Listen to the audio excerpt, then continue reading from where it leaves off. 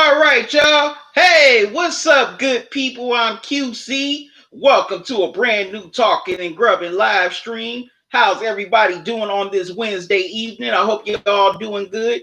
I'm doing good. Hope your day was good. My day was good. Glad to be here. Tonight I'm here live streaming during the game between the LA Clippers and the Denver Nuggets.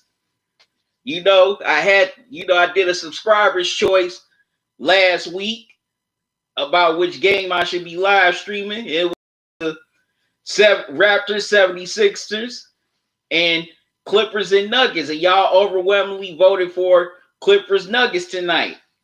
So that's the game I'm live streaming. I thank y'all for y'all votes. Since y'all support me so much watching the videos and the live streams, that's why I do the subscribers choice. I want to give y'all, definitely want to give y'all some say on what y'all want. Just my way of giving back. As right now, we got a close game between the Raptors and 76ers. 76ers leading 80-77. The rematch from the thrilling 7-game series in last year's playoffs where the Raptors knocked off the 76ers in 7 hard-fought games. Leonard's jumper bouncing into the rim to send the Raptors to the Eastern Conference Finals. Man, that's one of the best playoff series I've seen in a while. So y'all come on in. Make sure you hit the like button. Also, if this is your first time here on this channel, subscribe to the channel. Click that notification bell. Click all so you don't miss any new videos or upcoming live streams from me. Excuse me. We got the second best team in the West in the LA Clippers. We got the third best team in the West in the Denver Nuggets. With only about a few games left to go. I gotta get a towel, y'all. I'm sweating under these lights.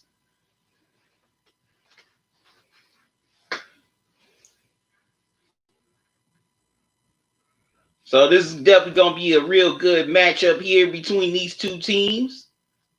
Can't wait to see it. Put my notes over there for a second. Also, if you can, donate to the channel via Cash App or PayPal. It will be greatly appreciated. This is to help me to keep this channel going. Also, to keep on doing more things. There's the Cash App, Cash Tag, and PayPal link in the chat. Once again, if you can, please donate. I would greatly appreciate it. Also, you can buy official Talkin and Grubbin merchandise at the Teespring store at teespring.com. I'm selling t-shirts. Y'all see me wear them on the videos and the most recent live streams, hoodies, socks, coffee mugs, even these face masks. I want everybody to be safe through this COVID-19 pandemic. If you already got one, hey, an extra one doesn't hurt. Or if you got those family and friends who are just straight hard-headed and don't want to wear a mask, you can give this to them as a gift. Make sure y'all see that again. This face mask.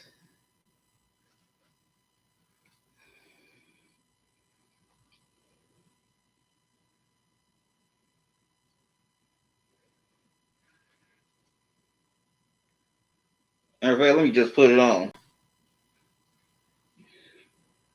See? Easy to fit. Very comfortable. So, if you got those family and friends who don't want to wear a mask, hey, give this to them as a gift. It may save their lives. And the mask is only $10. So, all that is available for sale at teespring.com. Also, through the remainder of 2020, I'm offering 20% off and free shipping on your items. There's the promo code for the free shipping, 20% off here in the chat. For the 20% off, you just enter TNG 2020. That's TNG 2020. Or if you want to do the free shipping, You enter the promo code free ship 20, and that's throughout 2020. That's all the way good until December 31st. So definitely want to jump on that. Also, I offer reasonable prices on my merch because I don't want to nickel and dime anybody, because I know it's hard out here for a lot of people nowadays. Make sure you buy some merch from the Teespring store to support Talking and Grubbing. But I appreciate y'all always coming in here, tuning in to the live streams, tuning into the videos. Love reading y'all comments. Well, the ones that make sense, because I've had some dumb trolls on some of my videos. The sensible comments I appreciate.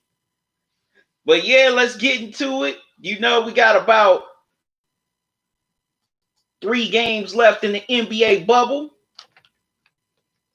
The last day of the NBA bubble will be Friday, and the NBA playoffs will be starting in the next week or so.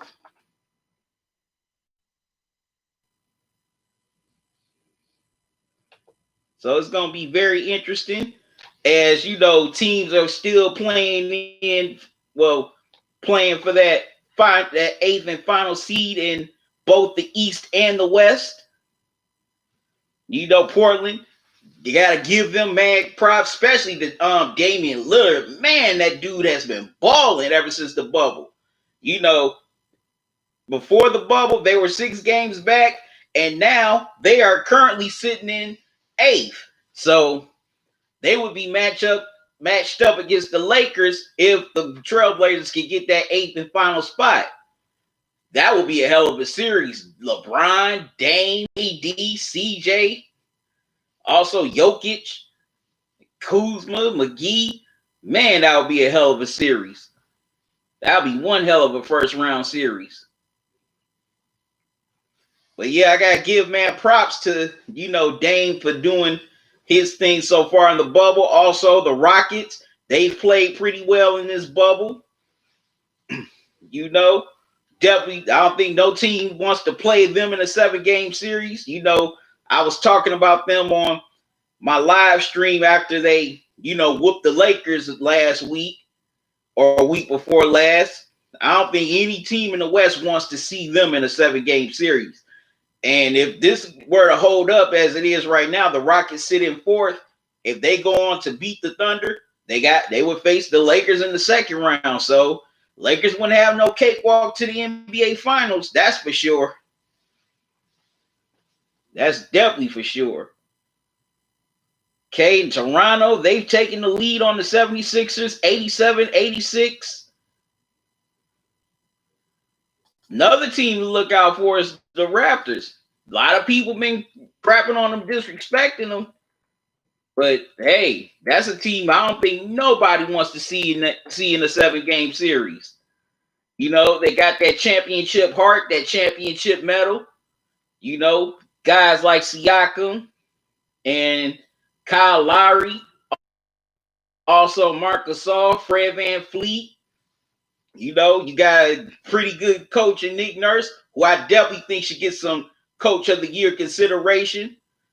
So for those of you who keep on wanting to disrespect and sleep on the Raptors, you definitely don't want to sleep on this team. Those dudes still have the hearts of a champion. And as Rudy T said so famously 25 years ago, don't ever underestimate the heart of a champion. And you definitely don't want to underestimate these Raptors. Just because Kawhi gone does not mean they still can't, contend and make it hard for, say, the team like the Bucks or the Celtics.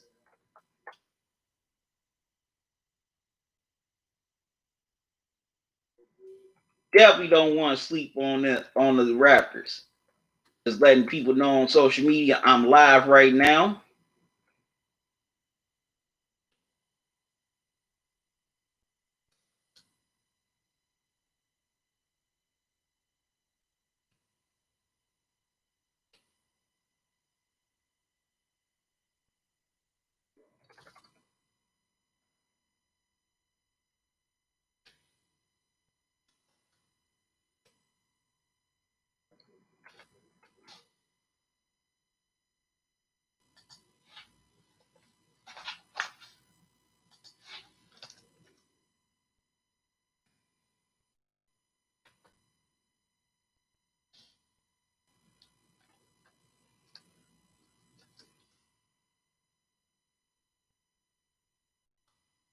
What do y'all think about this bubble? You know, who do y'all think could be some dark horses in either conference? Put it all in the chat right now before we get into the Clippers and Nuggets game. Just want to share it with everybody. I'm King Ferguson, the King Ferguson GOAT. What's up, man? How you doing? Thanks for joining me. How's everything? Thanks for joining me here on this live stream.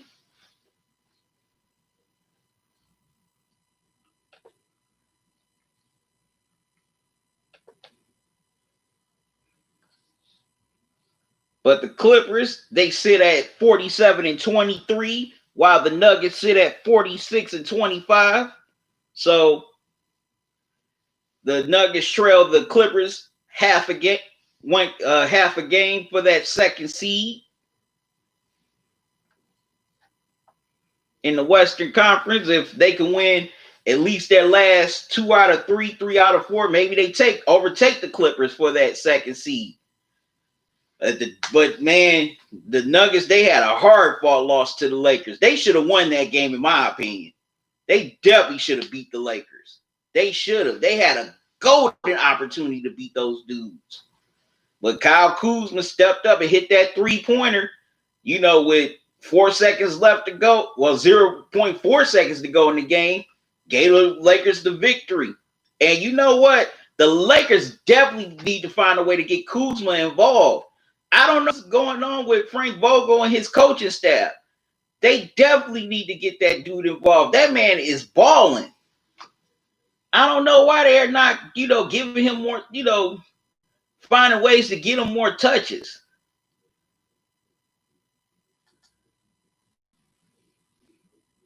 I can't figure that out.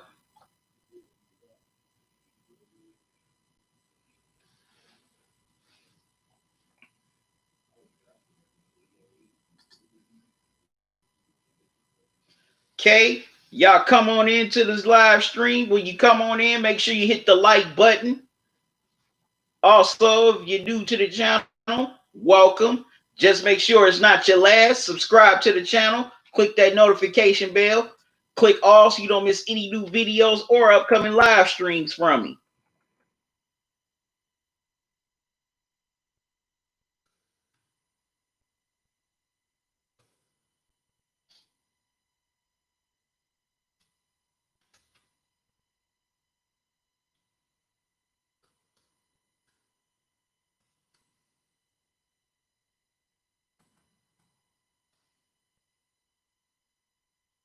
Now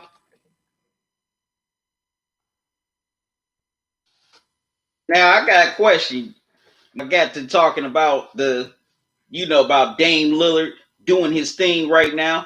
Do y'all think the Trailblazers could beat the Lakers in a 7-game series? Why or why not? I want to know your thoughts in the chat.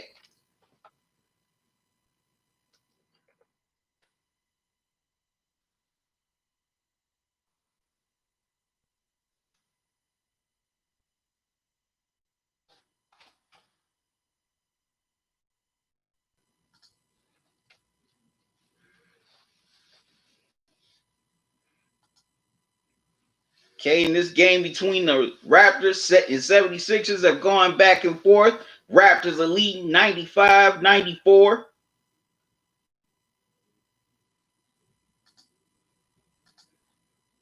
Okay, I'm just sharing with everybody on social media that I'm live right now.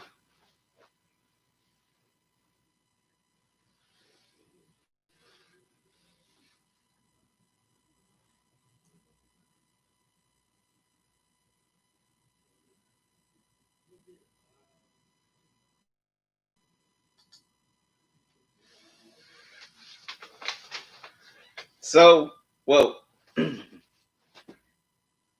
now my thoughts on that. I mean, the Blazers can definitely give the Lakers a run for their money. I mean, not just with Dame, but CJ McCollum. A lot of people kind of sleep on CJ McCollum. I think it's I think it's really unfair because because the man is an all-star. I know people look at, well, he ain't no top 25 player, but the man can play some ball. He can. He can definitely play. But I think him playing with Dame, he gets lost in the sauce. You also got Jokic. You got, bench player at a solid bench. With dudes like Trent Jr., who had a hell of a game against the Boston Celtics last week off the bench. But I think what's holding Portland back is they don't have a power forward or a true small forward. That's what's holding Portland back. And also, they definitely need to upgrade their bench a little bit more and get some perimeter defenders. I think that's what's holding Portland back. If they can, upgrade on those things, they could definitely be a team to be reckoned with.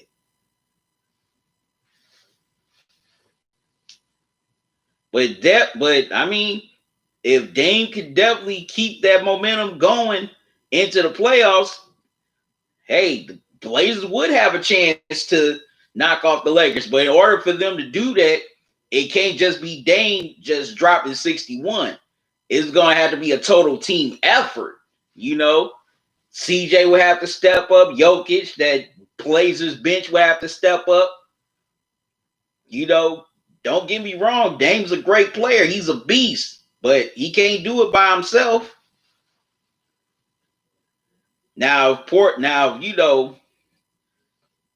if got dudes like CJ, Jokic, and a few role players step up along with Dame, yeah, they can knock off the Lakers. But I definitely can see them giving the Lakers a run for their money, whether they beat the Lakers or not in that first round.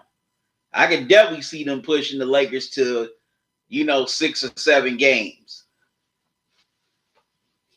Now I'm going to get into the matchup tonight, but I want to just talk some NBA talk with y'all. But I'm definitely going to do a video on this. So y'all can look out for this soon. But man, the trash talking between, from Paul George and Pat Beverly about Dame was pretty funny. As y'all know, over the weekend, this past weekend, the Blazers and Clippers played each other. And the Blazers had an opportunity to go ahead in the game. And Dame missed 2 key free throws, which he rarely does. And the Clippers hold on to win the game. And, Pat Beverly and Paul George start talking a trash about Dame. And I like the comeback from Dame saying, hey, I put both of them out the playoffs, which is true. And he did it on buzzer beaters. A few years ago when Patrick Beverly was playing with the Rockets, he knocked off the Rockets with a hell of a game win, hell of a buzzer beater. And then he did it again to Paul George last year in the first round, where he just toyed with him and he knocked that dude knocked that 3-pointer from way back, from damn near way back of the perimeter. And just waved bye-bye to Paul George and the OKC Thunder. That was straight savage right there by Dave, what he did to Paul George last year. So, if I were Paul George and Pat Beverly, I would be focusing on the playoffs. I wouldn't be trash talking. I would be focusing on the long haul. I'll be focusing on September and October, which is, when the conference finals and NBA finals are going to be. They definitely need to be focused on the long haul instead of trying to get caught up in this trash talk. So what are y'all thoughts on, can the Blazers upset the Lakers in the first round? The trash talk in between Paul George, Pat Beverly, and Dame Lillard. or just your thoughts on the NBA in general. Well, this NBA bubble in general. Leave your comments in the comment section below. I mean, well, comments here in the chat, excuse me. But you know, watching the Lakers, whether I've been doing these live streams of a couple of their games or just, sitting back watching, the Lakers have definitely struggled since they've been in the NBA bubble, especially offensively. They have definitely struggled. Also, their bench has struggled. Matter of fact, you always notice when the bench players come in, it's always either 4 bench players with LeBron or AD. So, that could be the Lakers' Achilles heel in the playoffs is their bench.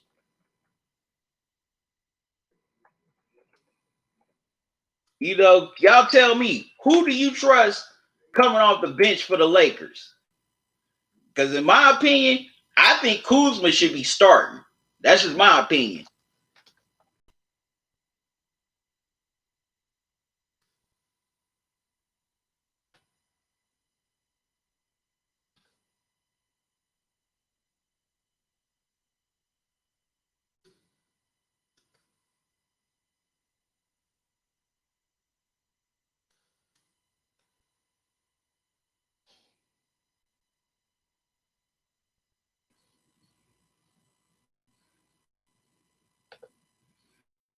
Just let everybody know I'm live right now on social media.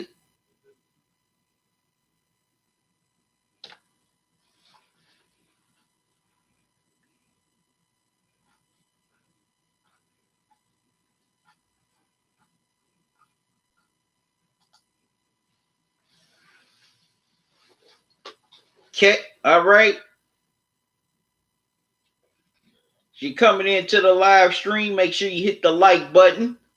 Also, if you're new to the channel, welcome. Don't make it your last. Subscribe to the channel. Click the notification bell and click all so you don't miss any new videos or upcoming live streams from me. Tonight, I'm about to grub on some chicken and waffles. It's been a while since I had some, so I decided to bring them on here. Decided to grub on these tonight for the game. About to get into this chicken.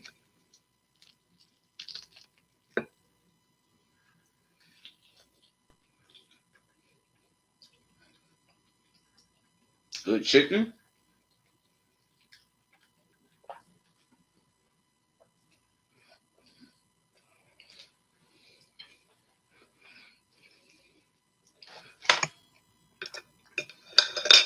Now, about to give y'all my keys for tonight's game. Oh, and also, Montrezl Harrell is back for the Clippers. But I'm not sure if he's playing tonight. But that's a good sign for the Clippers.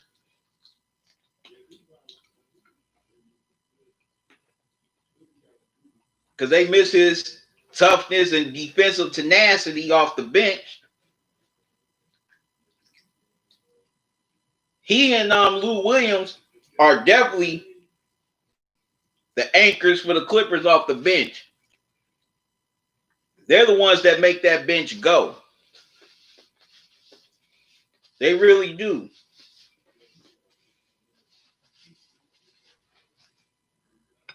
But here's my keys to tonight's game.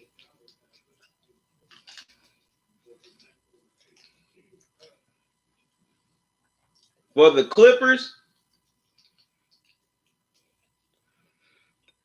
definitely got to get Kawhi and Paul George going early and often.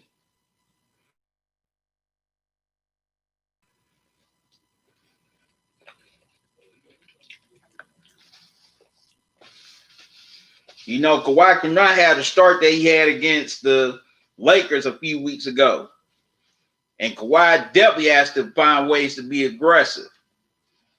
Also, the Clippers definitely gotta, make it hard for Jokic defensively.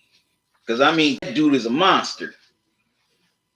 So definitely cannot, get him into a good rhythm early.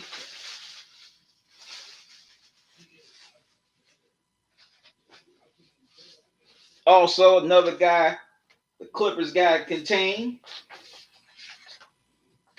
Definitely got to contain dudes like Will Barton, who can light it up from any range, inside, outside, go to the hole. So you definitely don't want that dude to, start getting to a good rhythm early. Because if he does, then he could definitely make your night miserable.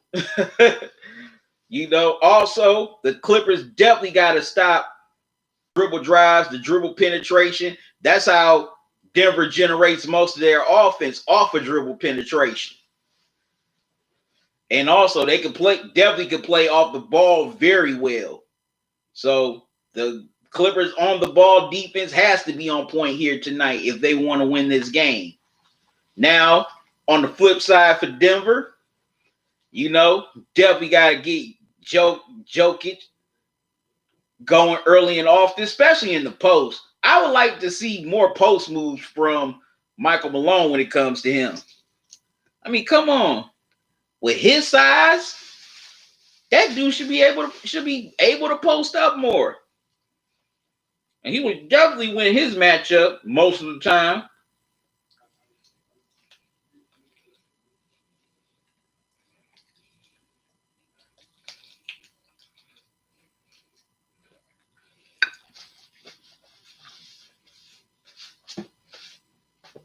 Thought I dropped something. But also, the Clippers definitely got to contain Kawhi and Paul George. Now, that's definitely not going to be an easy task because they could drop 25 plus on you at any given time. But they definitely got to contain them and have them out of rhythm early and often.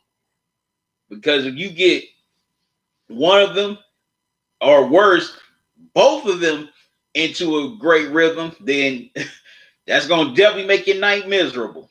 Very miserable.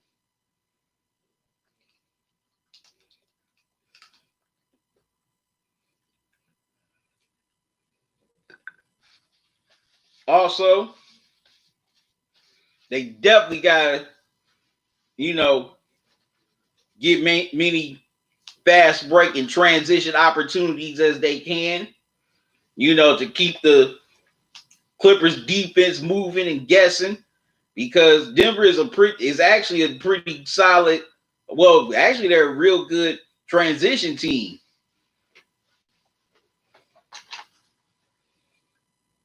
They are definitely a good transition team.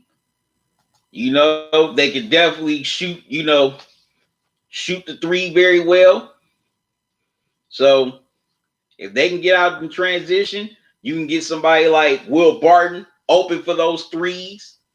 Also, maybe get the veteran Paul Millsap, going to the hole. That man's still doing pretty nice at his age.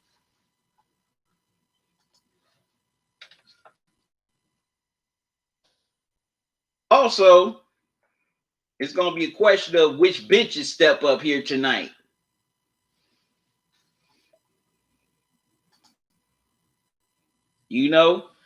As we all know with the Clippers, they got Lou Williams. Also, if Montrezl Harrell is coming back, that's definitely a bonus for them. Also, got Marcus Morris, JaMychal Green, Patrick Patterson. All those dudes coming off of that Clippers bench. But also, I'm going to be interested to see how Zubac does against Jokic. Can he hold his own against him? Can he make his life miserable? Can he make him have a bad night? That's what I definitely want to see with, in that matchup. Wow, the Pacers. They've been doing good in the bubble. They beat the Rockets 108, 104.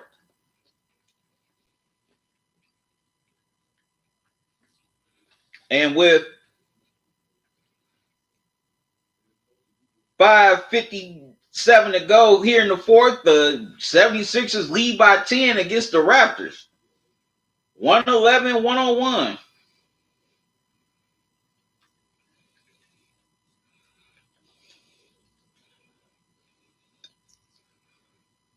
Now, it's messed up about what happened to Ben Simmons.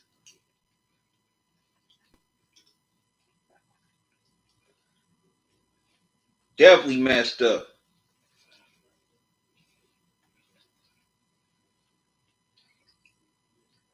So I definitely see maybe Philly going out in the first round. Maybe.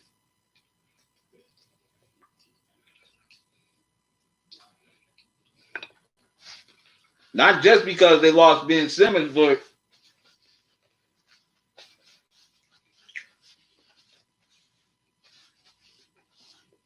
they've been very limited offensively. I mean, they let JJ Redick go. They let Jimmy Butler go. But they gave Tobias Harris that contract, which I still can't figure out why. I mean, come on, you can get another Tobias Harris, and I'm not dogging Tobias Harris, but no, you don't let Jimmy Butler walk away for Tobias Harris. Now, if it was Embiid and Simmons, I understand, but not for Tobias Harris. Not for that move. And also, Ben Simmons is already in his second full year, because as y'all know, his rookie year, his first year, he was injured and gone for the season. And now this is the biggest injury he's had, and he's not reached his third full year yet. And I definitely hope his career is not cut short because of his injuries. I don't want him to go out like Brandon Roy, because that would definitely be messed up. That would be so messed up if he suffered that same fate. I have to get into these waffles.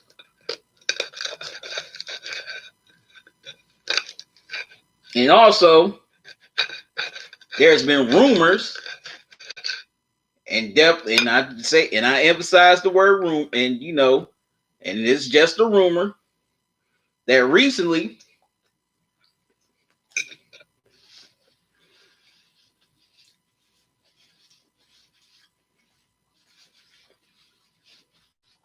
that my Cleveland Cavaliers was trying to put a trade package together to get Ben Simmons. I don't think it's going to happen, but you never know. And they're talking about throwing in players like Colin Sexton,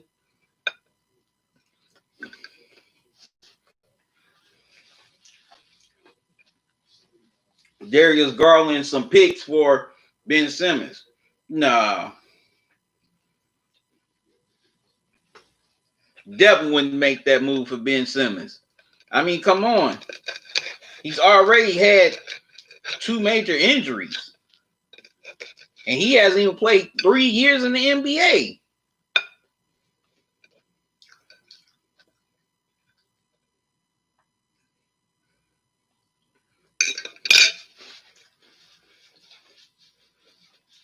I don't think it would benefit either team.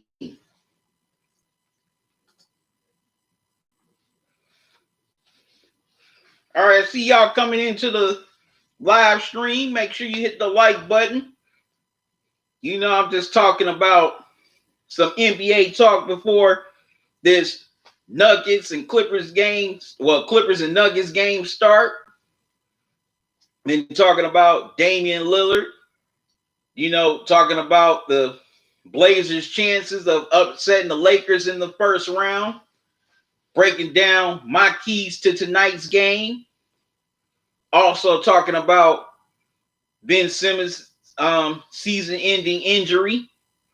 And talking about the Cavs trying to put together a trade package to acquire him. So whatever you want to talk about, put it in the chat. We'll talk about it.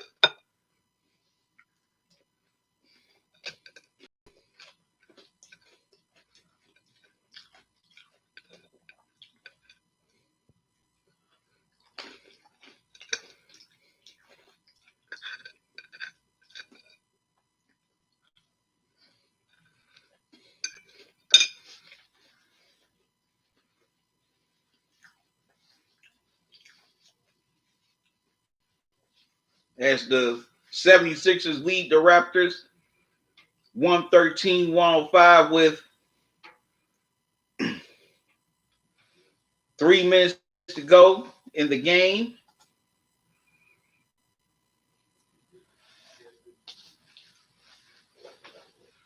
Also,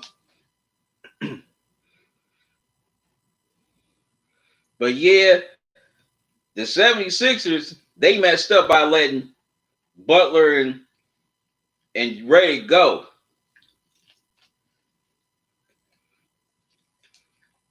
They definitely provide some offensive spark for that team.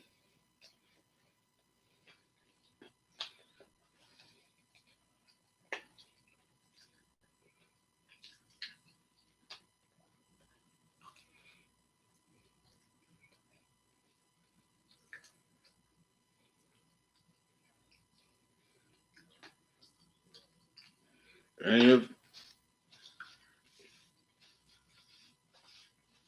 if they would have kept Butler and Reddick, definitely think at a record right now than what they do. 9 times out of 10, they will be a top 4 team in the East. As the Raptors are trying to get a little rally going, they only trail by 4 now, 115-111, with a little under 2 minutes left to go in the game. Will it be too late? Okay. 76ers miss. Raptors with the rebound.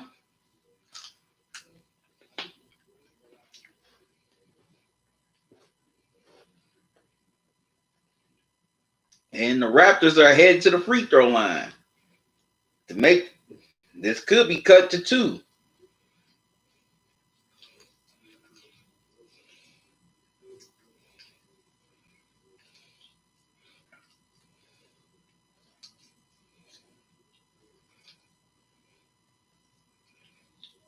Oh, missed the first.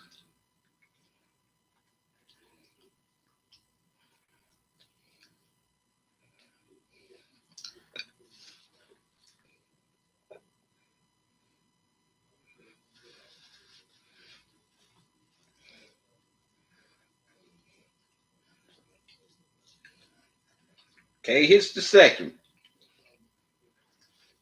112-115.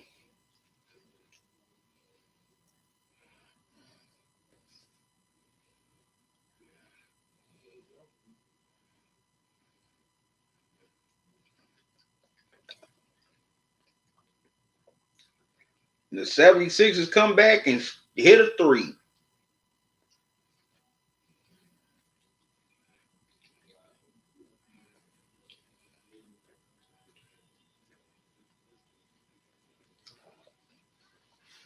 And the Raptors get an and 1. This could be cut down to 3.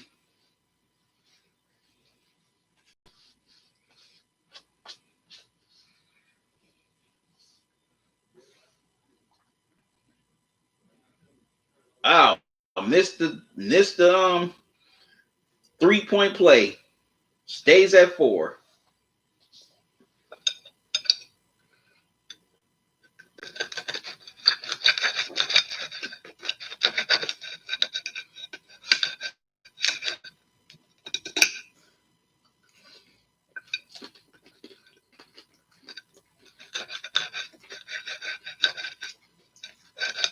But I got a question. Do you trust Denver in a 7-game series?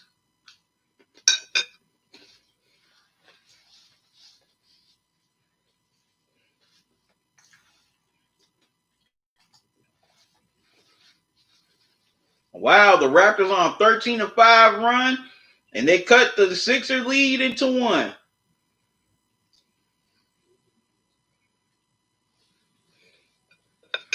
And now the 76ers get called for a backcourt violation, Raptors ball.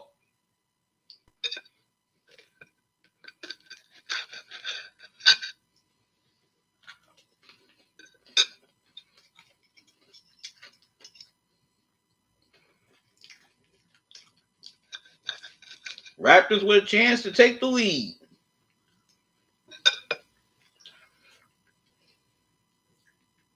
And they do.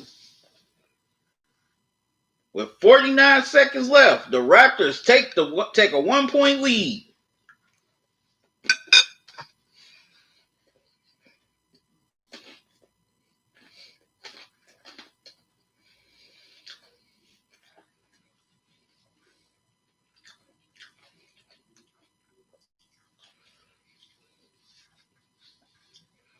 And the 76ers get an and one down the other end. Wow.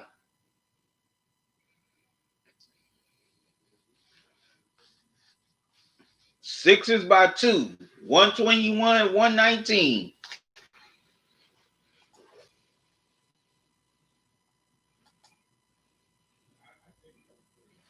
But the Raptors come back and tie the game. Now,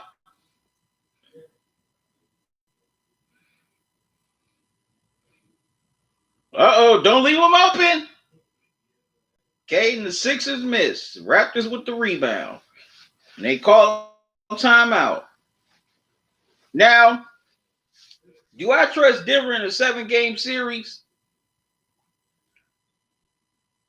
Part of me does, part of me doesn't. Part of me trusts them because I like their ball movement. I like their style of play. But the only problem is Mike Malone. That's the main one I question. How can he, how will he set up his rotations? How will he, call plays? Because I still, I think I have that feeling because of last year in Game 7 against Portland. No way that he should have lost, that Denver should have leaned by that big of a margin at home in a Game 7. I don't know what the hell Mike Malone was doing in that game against Portland.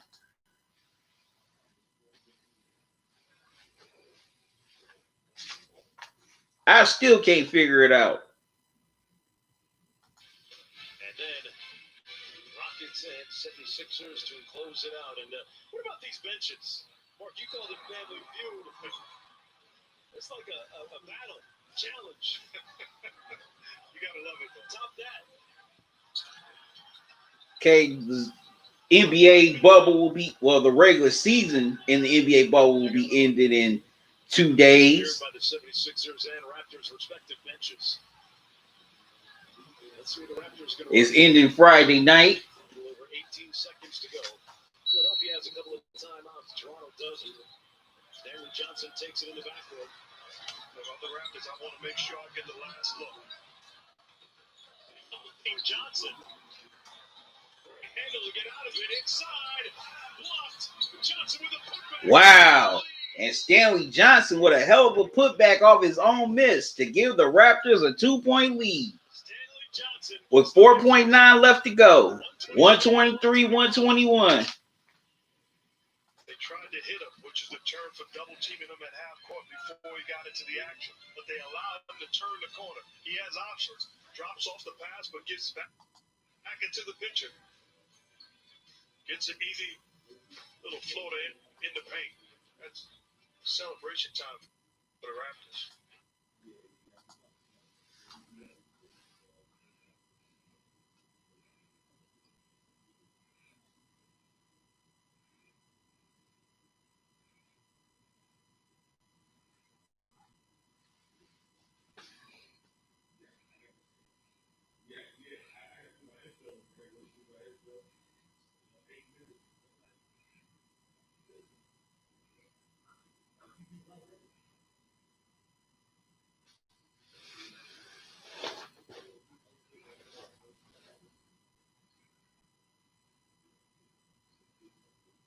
Okay, so the NBA playoffs will begin August 17th. So that will be Monday. Well, next Monday. The NBA finals will begin September 30th. Also, the playing game will be coming up this Saturday on the 15th for the Western Conference. I'm on NBA.com right now, seeing when the playoffs will begin. So the Western Conference play-in game, would be at 2:30 Saturday afternoon. Doesn't say anything about the East.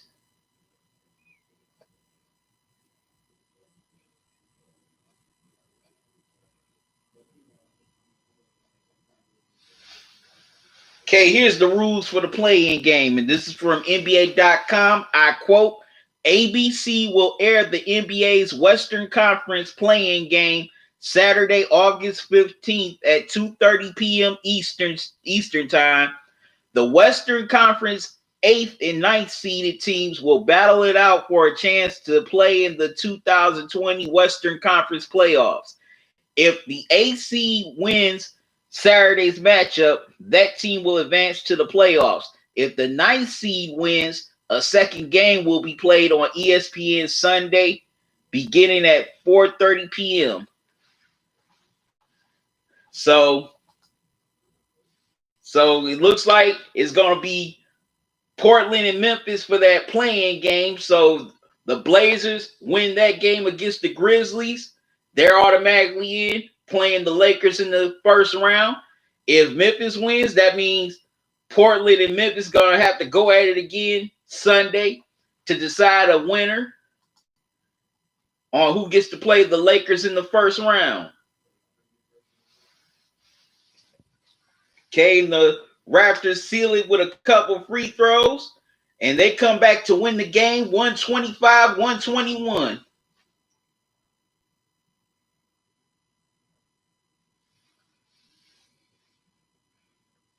Keep on telling people this Raptors team is a sneaky team.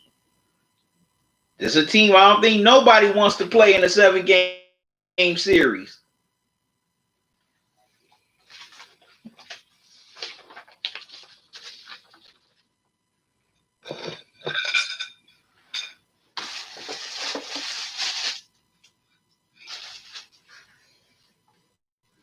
All right, so the Clippers and Nuggets are underway. Denver with the ball. And they lead 3-0. As the Clippers second in the West, and right behind them in third, the Denver Nuggets. Kawhi with the fall away jumper, misses.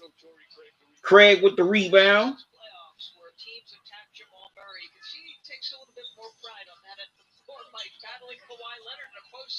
Wow, Craig kicks it out. Michael Porter Jr. misses. Michael Porter Jr., he's been having a pretty nice NBA bubble. You know, the last few games, he's averaged 20 points per game. Kawhi Leonard sticks the jumper. 3-2 Nuggets.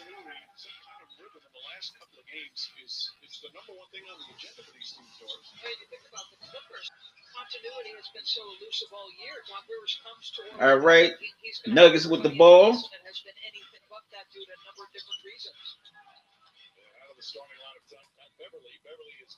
Okay, Nuggets missed the shot. Paul George with the ball. Sticks the jump. Throws the jump. Well, puts up the jumper, misses. Nuggets with the rebound.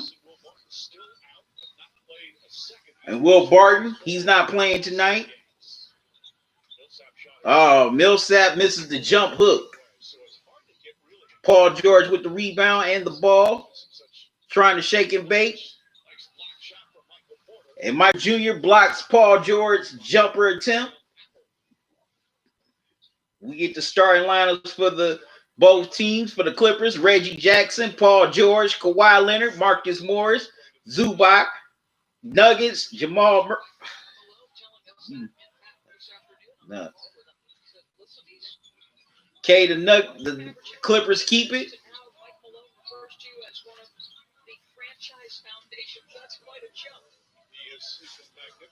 And the Clippers stick the jumper 4-3 as the Clippers lead now. Jokic with the 3, misses. I don't know why he takes those threes. Those are some ugly 3-pointers he takes.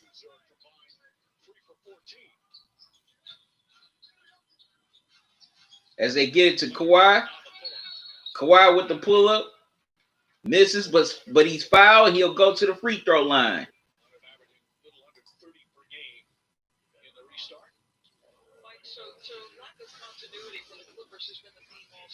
Kawhi takes some ugly jumper. I mean, not Kawhi. Jokic takes some ugly 3-pointers. I don't know why he keeps on trying to attempt them. They're just funny looking. Kawhi hits the first free throw.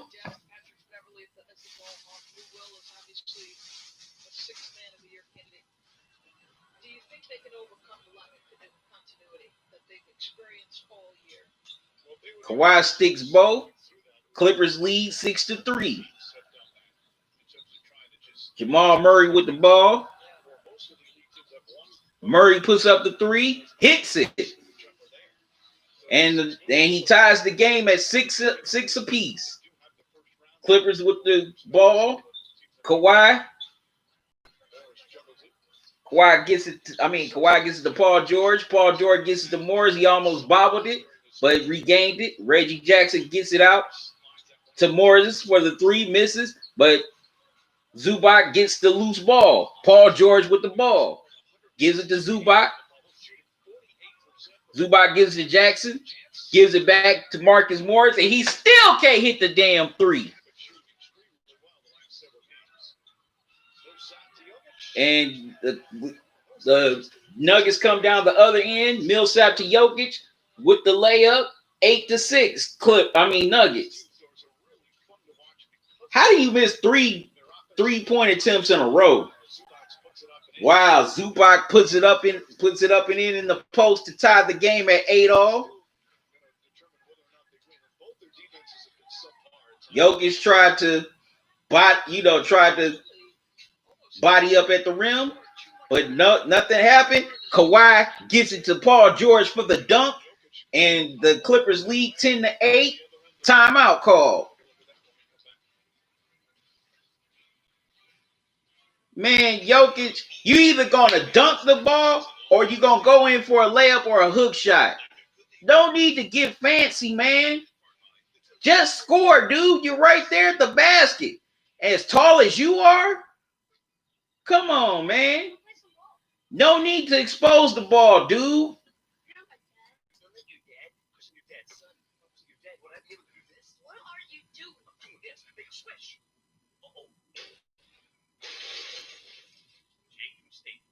Here's the deal. There's no replacing the real Chris Paul. Just like there's no replacing State Farm. You want the real deal? Like a good neighbor. All right, so chime in with your chat. What do y'all think about this game, or just any about the NBA in general here in this condensed season? What do y'all think about this whole NBA bubble?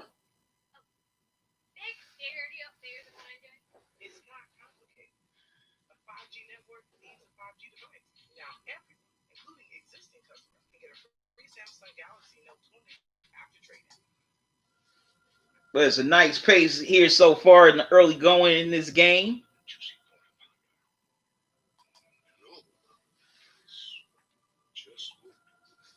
Back and forth, which I kind of expected. Two teams who have the second and third best record in the NBA. Trying to get into a rhythm before they go into the playoffs.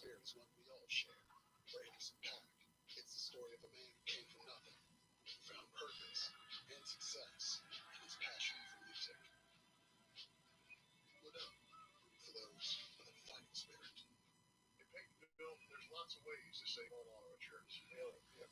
Very proud of that. See, Mrs. Carmichael, she gets a discount for safe driving. What about this guy? The less he drives, the less he pays. The list of inspiring stories goes on and on. I bet. Kids are depending on virtual classrooms, which means having the most reliable network is vital.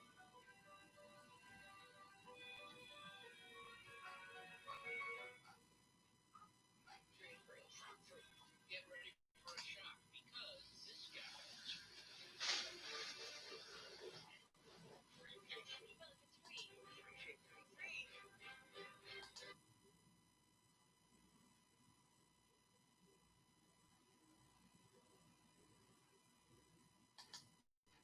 Push.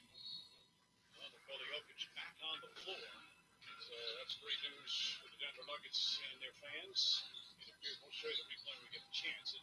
Okay, Nuggets with the ball. Murray gives it to Jokic. Jokic misses the three.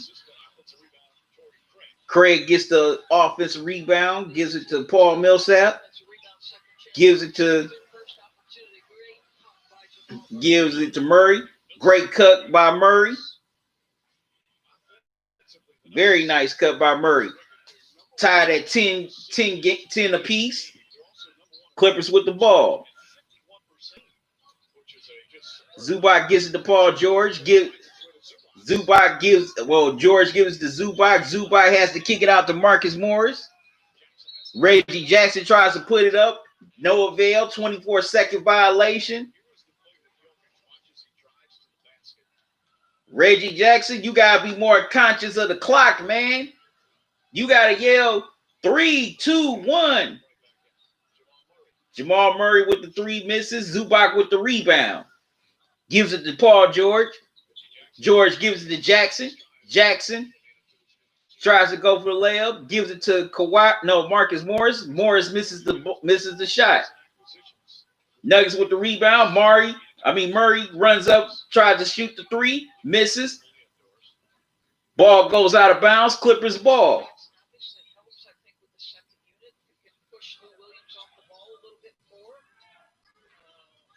George gives it to Jackson. Jackson gives it to George. George gives it to Kawhi in the post. Kawhi has two defenders on him. Jackson hits it. 13-10 Clippers. Okay, Murray brings the ball up. Gives it to Jokic. Jokic with the up and under. Missed the up and under, but got the putback. Gets fouled. Gets the and one. Now he's going to the line for a 3-point to complete the 3-point play.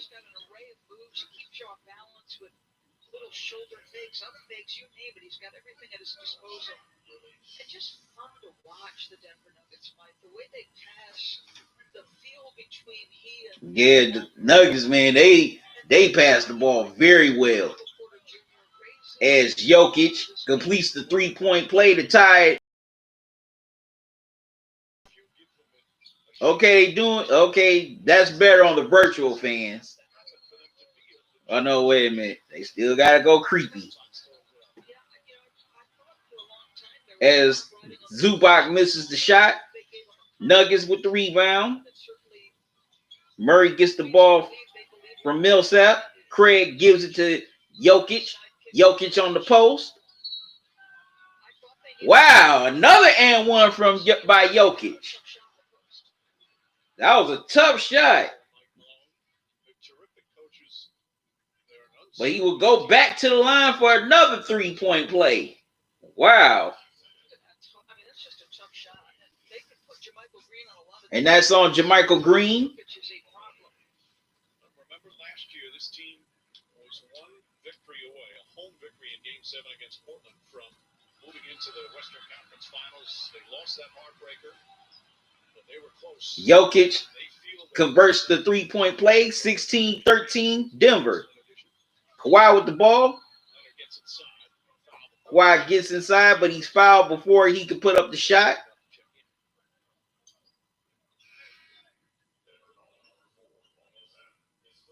Okay, the fouls on Millsap is his first.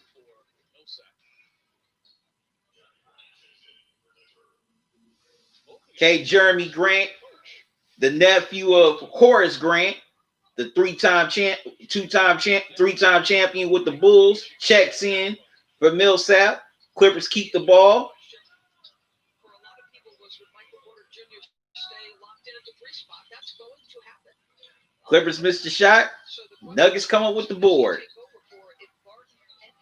Okay, Jokic back in the post on Zubac. Michael Porter Jr. with the three misses. And the Clippers were basically tilting the floor in Jokic's direction. I'll explain what tilting the floor means in a minute. Wow, that's a nice roll by Zubac to the hole. Pass from Kawhi Leonard. 16-15 Clippers. Nuggets with the ball. Jokic gives to Craig. Craig gives to Jokic.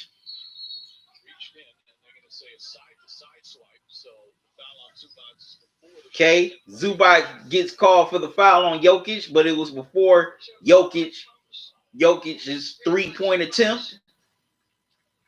That is a pretty move. And that's a nice bounce pass from Kawhi to Zubac. Okay, Denver keeps the ball. Jokic. Wow, almost stolen. Torrey Craig misses the three. Kawhi with the rebound.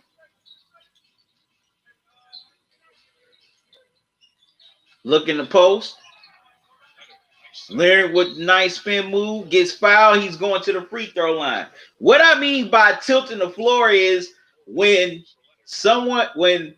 the ball handler has the ball and the defense is basically shifting towards that ball handler. They're tilting towards that ball handler. There may be, a double team, triple team, but majority of that defense is focused on that ball handler because that ball handler is a threat with his scoring and or passing ability. So that's what I mean floor. As Kawhi hits the first free throw, hits the second, 17-16 Clippers. So that's what I mean by tilting the floor.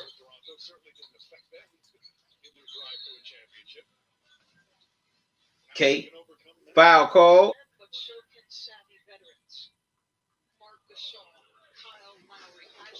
Y'all excuse me. A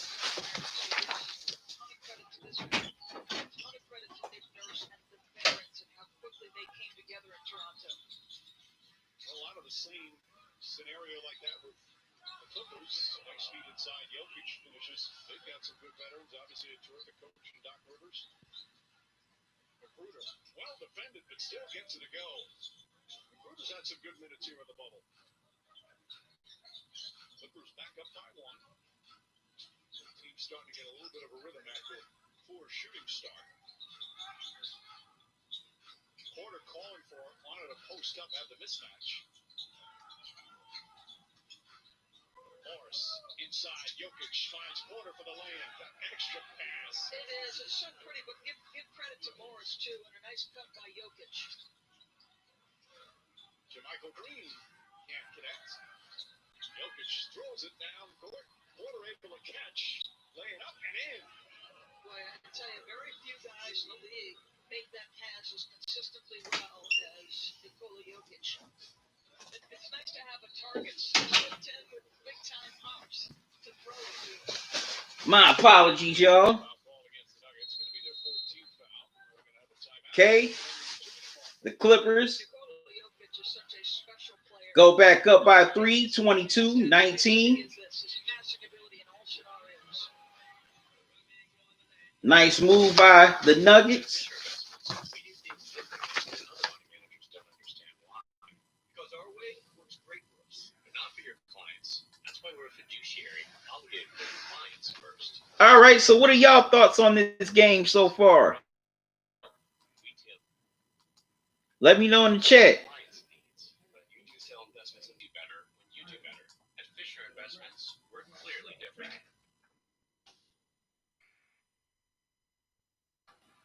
Never plan for a setback.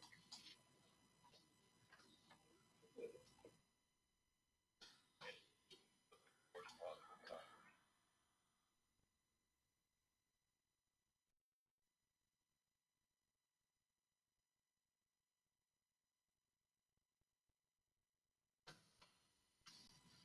Then you realize motivation to come back even stronger.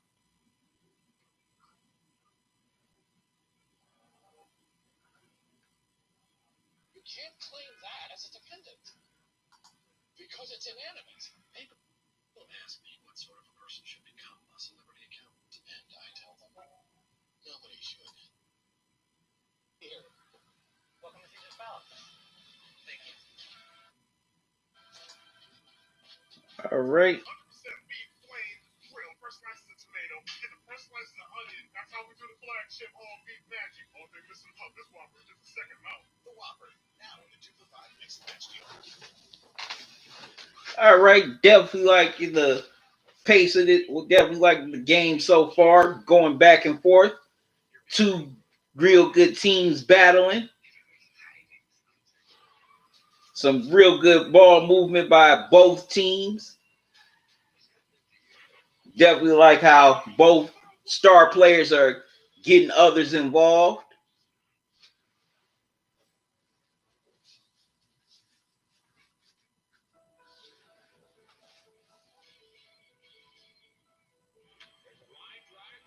So definitely like what I'm seeing so far.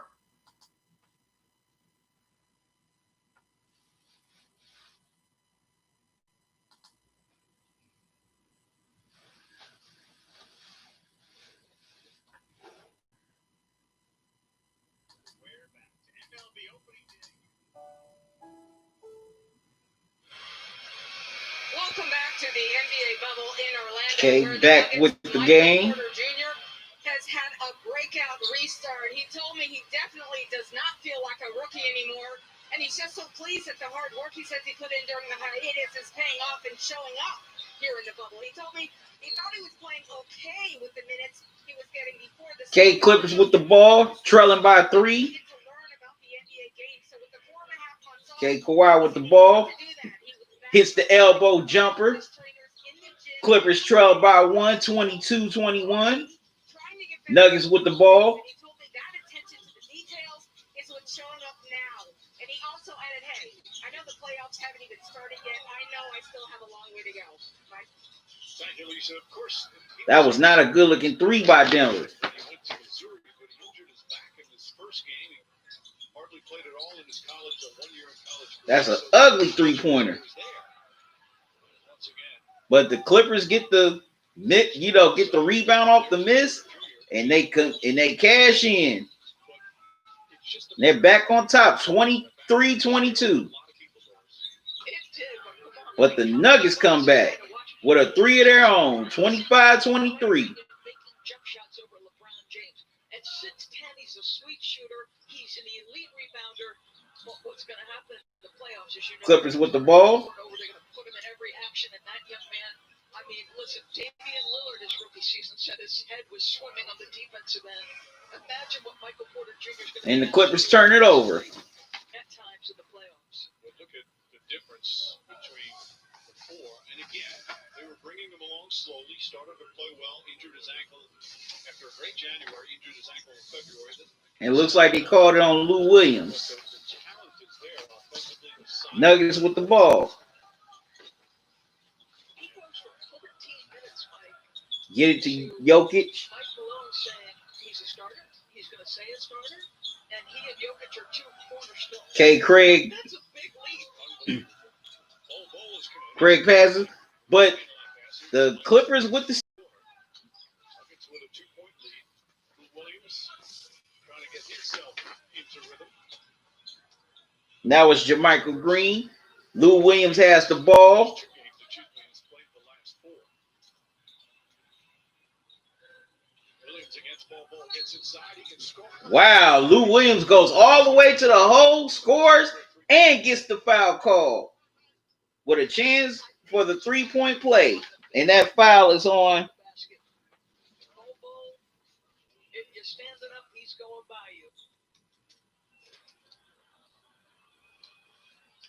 you. Lou Williams completes the 3-point play. 26-25 Clippers.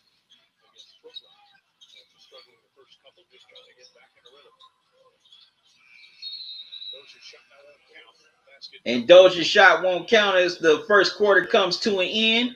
The Clippers lead by 1 after 1. T-Mobile and Sprint have merged. Now, T-Mobile has thousands more locations across the country, more towers, and more coverage than ever before. T-Mobile is America's largest. Look and see who that foul was called on Lou. Well, who fouled Lou Williams? Looks like that was on Troy Daniels.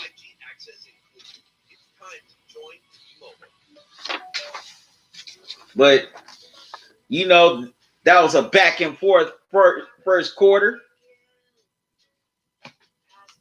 by both teams. You know, high scoring, lots of ball movement. Great ball movement, by the way. Also some dumb shots, especially by both teams. And I cannot believe Marcus Morris had 3 chances to shoot a 3-ball and he couldn't hit. There was nobody standing between him and Tampa, and he still couldn't hit. Now that's unbelievable. But this is the kind of pace that Denver wants to play. They love playing this type of pace. You know, they love to run up and down the floor and transition to get easy buckets, to get guys open for, you know, the 3-ball or jumpers, or just to sneak inside in the hole. So the Clippers definitely got to find a way to slow down this Denver pace. And Jokic already has 13. Wow.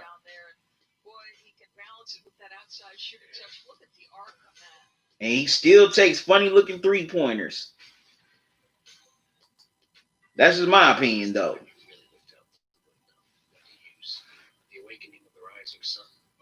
But yeah, the Clippers definitely want to find a way to slow down this Nuggets pace, because you don't want to get into a shootout with Denver. If you're in a shootout with them, 9 times out of 10, this is to their advantage, because that's what they love to do. This is the type of game they like to play. Using my Old Spice moisturized with shea butter body wash. It's your body wash. You know, all I wanted was to have a body wash. This week at Jimmy John's. It's a stupid commercial. $40 or more by using promo code SAVE20. That's 20% off any combination of sandwiches, drinks, and sides you can imagine. Okay, so what do y'all think about this first quarter so far? Welcome back to NBA Restart presented by State Farm. The Clippers have a 1-point lead after 1 quarter. Doc, you're up in the game, but you've told me these games. Doc Rivers, what's his thoughts? Your guys, like, where do you think you guys are right now? How do you think you're playing? Yeah, I thought we played all right. I thought we got great shots. Lisa, we didn't make a lot of them, but we got great shots. So offensively, I was very fine with how we played. I didn't think we were very physical defensively, and so we have to pick that up. Nikola Jokic, you said that he's like a quarterback, and like any quarterback, you got to pressure him. Yeah. He kind of hurt you in that quarter. What do you have to do differently? Well, we got to be more physical with him, all right? Lou Williams tries to go all the way to the hole, misses. Nuggets with the rebound. Torrey Craig. All right, thank you, Doc. Thank you. All right, Lisa. Doc Rivers loves his football, loves making those kind of other sport analogies. Pass to Michael Porter Jr. Porter. Here comes Lou Williams. But it's so true about that, especially a 7-footer who can see over the defense. As Lou Williams cans the jumper. Okay, Lou Williams cans the shot. On 17 of the 25 points. 28-25 Clippers. The pivot point, the axis. Excuse me, that was Troy Daniels with the miss.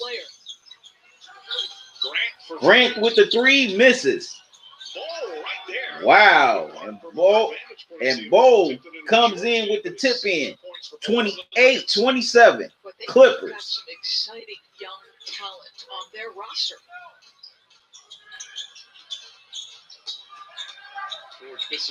Okay, Paul George misses the 3. Nuggets with the board. Even Jokic is only 25 years old. Morris misses the 3. Their core, that's the beauty of it. They've been The together Clippers for with the 7 years. rebound. They're young. They've got some playoff experience from last year. Nice crossover and Paul George misses the 3 once again. Wow. Their defense much improved. Plumlee a bad pass. And Mason Plumlee turns it over. Has been poor here in the bubble. The Clippers had numbers on the fast break. Paul George gets fouled as he goes up to the basket for the layup. And he will shoot free throws.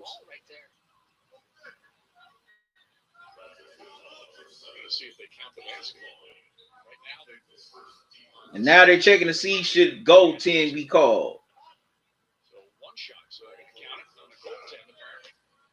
Okay, so they do count it as a goaltend, and Paul George will complete the 3-point play. And he does. 31-27 Clippers. Okay, Troy Daniels with the ball. One more game on Friday before the playoffs start. There's a real good chance that they could meet. Okay, fouls called away from the ball. Nuggets will keep it. Doc Rivers says he's not worried about wins and losses right now. Last 2 games just maintain rhythm. But he also said get Jamal Murray caught up. Ooh, excuse me. Murray missing the My mistake. I said 3 games left. I meant to say 2 games left. Murray's their second leading scorer. Flew right past whatever minutes he was supposed to play in that first game back. K. Plumlee with the ball. Played well. It's Dozier. The ball fakes. Dozier gave the ball fakes, but the Nuggets turned it over. Paul George with the ball. Wow, Paul George with the bad pass. Wow, and Bo with the throwdown. 31-29 Clippers. Some great hands by the Nuggets on that steal. That's a 7-2 guy doing that. Lou Williams all the way outside and hits it. Wow. 34-29 Clippers. Dozier with the jumper misses. Wow, Clippers could not get the rebound. Jeremy Grant with the 3 hits it. 34-32 Clippers. 2 Clippers there, and they could not corral the ball. You got to be better than that.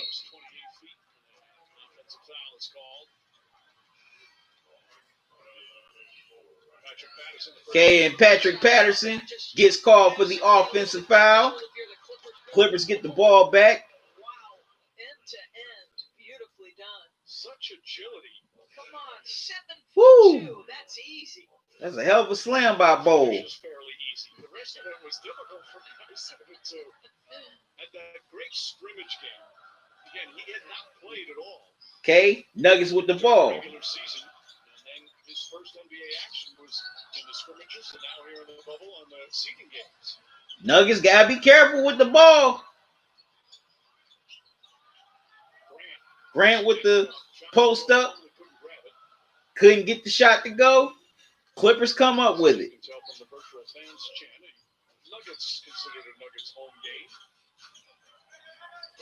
Reggie Jackson with the fake and the jumper. 36-32 Clippers. That was a nice fake by Jackson. Plumlee in the post. Exposing the ball. Morris goes to the hole. Shot was blocked, but Plumlee cleans it up and throws the hammer down. 36-34 Clippers. gets switched off onto the point guard and actually does a really good Paul job. George with the ball. Goes all the way to the hole. Misses. Plumlee with the rebound. Nuggets with numbers. Grant kicks it out to Morris. Morris with the ball. Still yet to play. Okay, Plumlee with the ball. Pass deflected. Pass deflected out of bounds. The Nuggets will keep it with only 7 seconds to go on the shot clock. Sweepstakes for a chance to win tickets. It really has been fun watching some of the fans, the virtual fans, and the Nugget fans excited about their team's chances as the playoffs approach starting on Monday. And them damn virtual fans are still creepy. Okay, timeout is called. Virtual fans are still creepy. But, you know, still going back and forth here in this game. You know, nice pace by both teams as they're trying to, you know, tighten up, go into the playoffs strong with 2 games left in the season as the regular season winds down Friday in the NBA bubble. And the playoffs will start next Monday.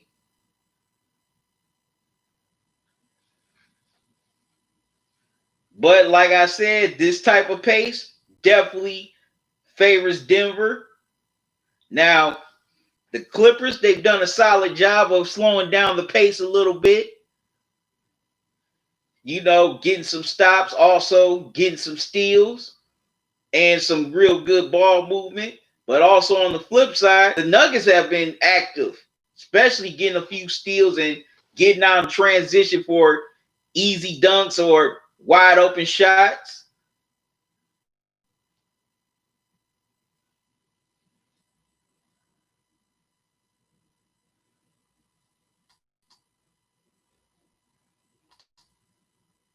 And also, if you want, you can donate. I forgot to say this earlier. Also, if you want, you can donate via Super Chat while I'm live on here tonight.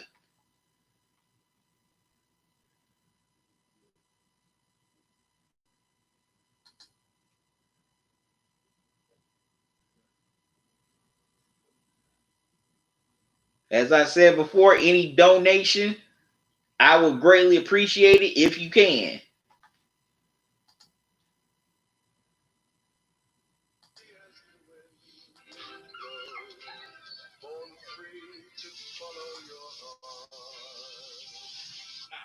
Get clean, smell red. I'm looking for my client. I'm his accountant. I'm so sorry. Hey, man, we're here. You don't trust me here in Vegas, do you? Well, I thought we had a breakthrough with the Volkswagen. We did. Yes, we broke through. That's the Volkswagen. We broke through. Seatbelts. Right, I want y'all to talk to me.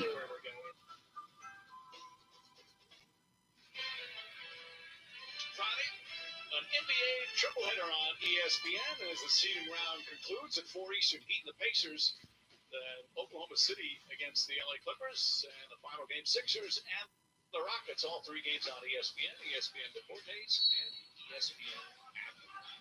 Okay, Nuggets with the ball on from the timeout. Nuggets and the Clippers. Plumlee to Grant. Grant goes inside for the jam. Finish from Grant. Wow. Tied at 36 apiece. Jeremy Grant throwing the hammer down. Over 16 a game and shooting about 54% from the field in the bubble. Is that a couple of 20-point games recently?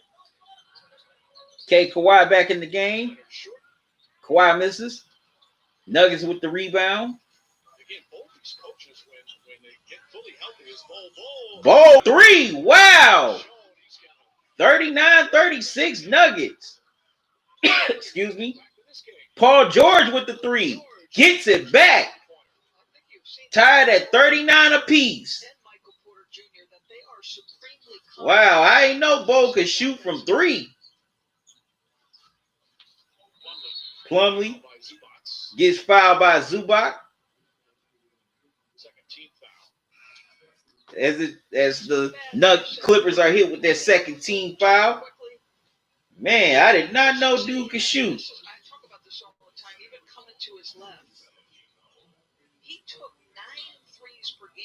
last year with Oklahoma City. And he sits down with 7 points. Goes out with 7 in 7.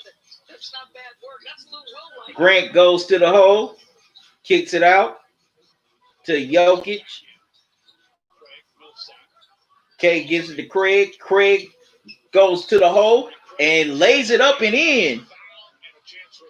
Gets the and one. Now he has a chance to complete the 3-point play. Nice move by Grant.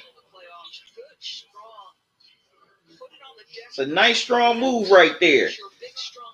Okay, Torrey Craig here at the free throw line trying to complete the 3-point play. And he doesn't. But the Nuggets get the rebound off of the missed free throw.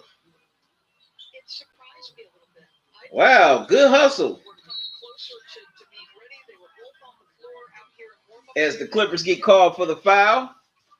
You know, Gary, it's been obviously a rough couple of years.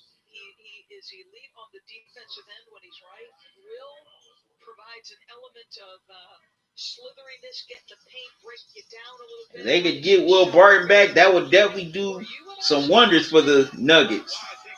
Wow. Nice pass to Grant on the layup. Now the Nuggets lead 43-39. Doc Rivers wants to talk it over. That was a nice pass by Jokic to Grant.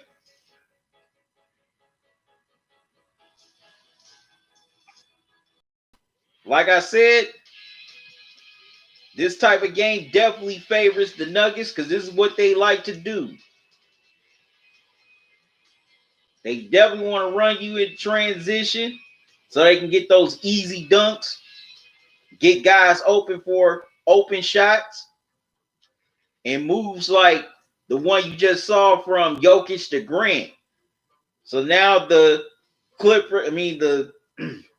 Nuggets lead 43-39. Lead by 4. This game is going back and forth so far in the early going of this first half. Okay, I'm seeing people coming into the live stream. Make sure you hit the like button. Also, if this is your first time here to this channel, welcome. Don't make it your last. Subscribe to the channel. Click that notification bell and click all so you don't miss any new videos or upcoming live streams from me. What's your thoughts on this game so far?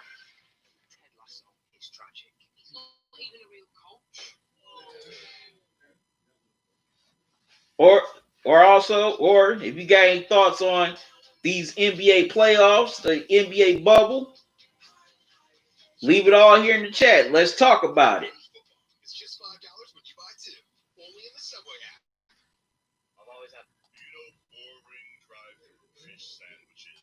Fish. Oh, Arby's has been out now. Arby's have the meat.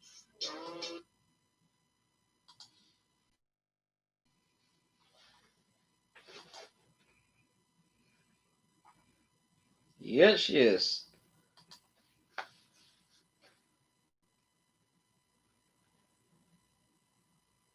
Hootie, and also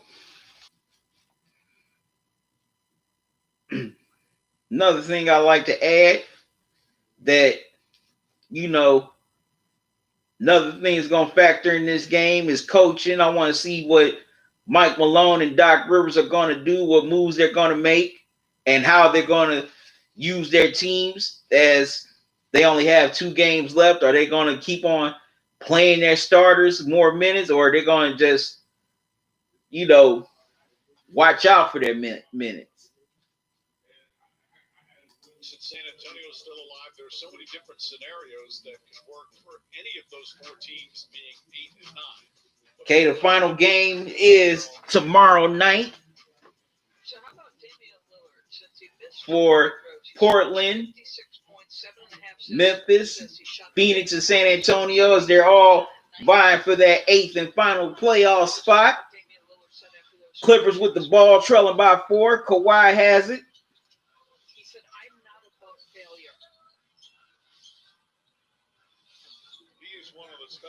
Caden, they missed the three.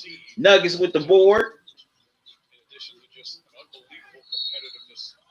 Okay, Jamal Murray tried to make a move to the basket, but gets fouled.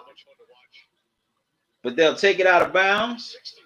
And man, gotta give props to Damian Lillard. He scored 51 and 61 his last two games. Man, this man has been balling. And he has 15 assists combined in those last two games. At the line, hits the first.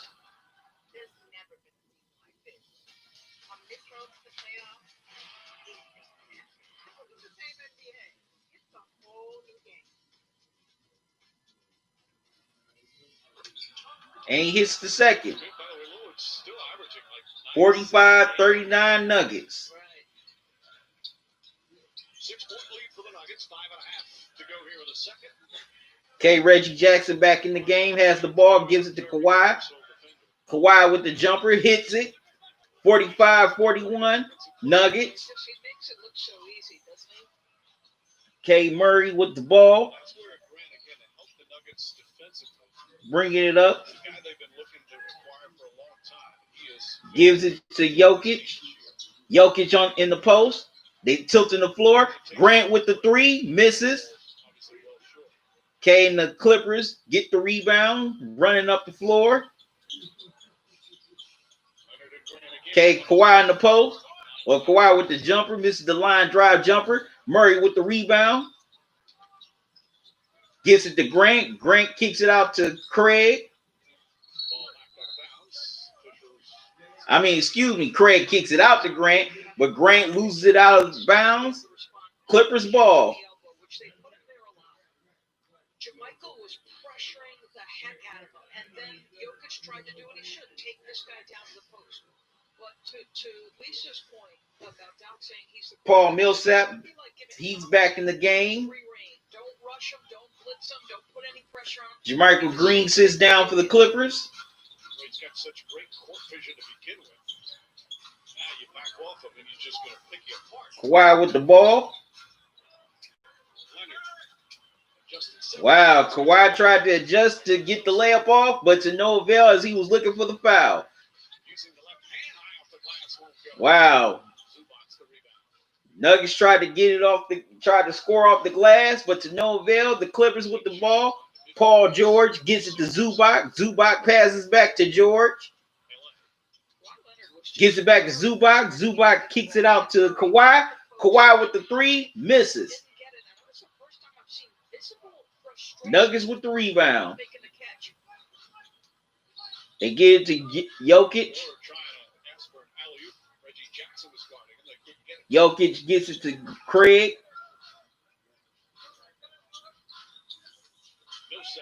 Millsap tried to go with the little step back jumper, gets the foul call. He'll shoot free throws.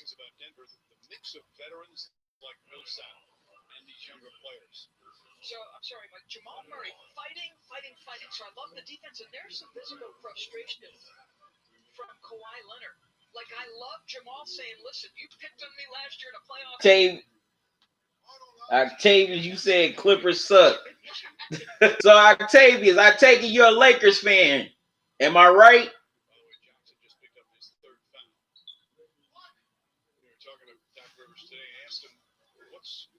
Or if you're not a Lakers fan, which team you're a fan of? As Millsap hits the first free throw.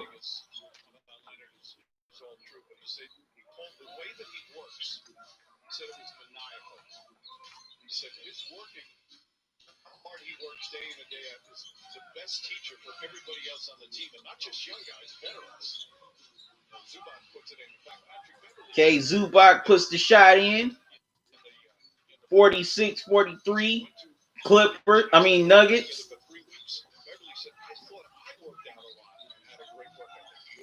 This guy told me I'm not even close. Nuggets with the ball. Okay, the foul is called. Wherever he goes, and that's why he's gone from being a very good player with potential. And it's on Kawhi. To now maybe as good a two-way players there is in the game.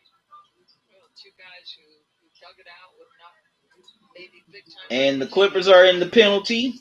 Had to both be hungry and So the Nuggets will be shooting free throws. You almost want to say he is the best two-way player in the game, but just And that's Michael Porter Jr. LeBron James and Misses the first. it's hard to definitively say that right now. As we look at the upcoming NBA national TV schedule, how about tomorrow night? All three of those games have implications on who might make the playoffs. Huge games. Okay. Splits the free throws. 47-43 Nuggets. Clippers with the ball. Kawhi with the ball. well, regardless of what happens with Phoenix, And he gets the foul call for him.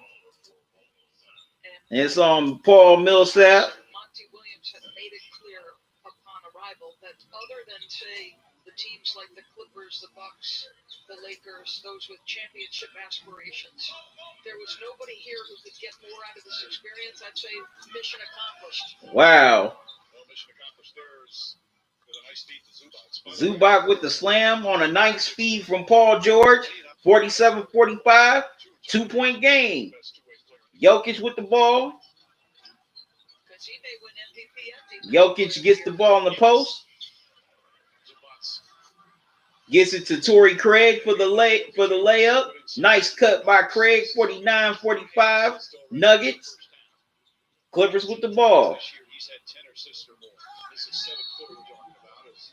Kawhi, nice move to the hole. Gets fouled. He will shoot free throws. The Nuggets, what they need. Like one thing I'd like to see them do more. I mean, they've got some 9 free throw attempts already here, but I believe they're bottom third, maybe 25th or 26th in makes and attempts. I remember Jeff Van Gundy always talking about like everything can't be a grind in the playoffs. You've got to be able to find some easy baskets. So whether that's a transition opportunity or you've got the kind of player who can just go get his own and draw contact and make their own from right here. Okay, Kawhi splits the pair. 49-46. Nuggets by 3. And with the ball. They give it to Jokic. Murray with the 3. Oh, in and out. Zubac with the rebound. Clippers trying to go in transition. Paul George misses the jumper. Murray with the rebound. Nuggets running. Michael Porter was a little out of control, but he gets the call as he tried to go to the hole for the layup. He'll shoot 2 free throws. 22-year-old. You know, he grew up a vegetarian, but later, it was just recently, a year or so ago, he tried bacon for the first time in his life.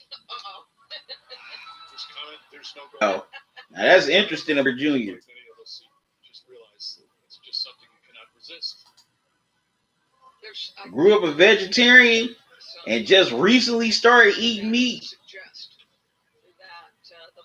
Recently just started eating bacon, and he can't go back. Okay, Michael Porter Jr. hits both free throws, 51-46. Nuggets. And Kawhi comes down, hits the 3. Gets the Clippers within 2. He's got 14 first half points. Clippers back within 2.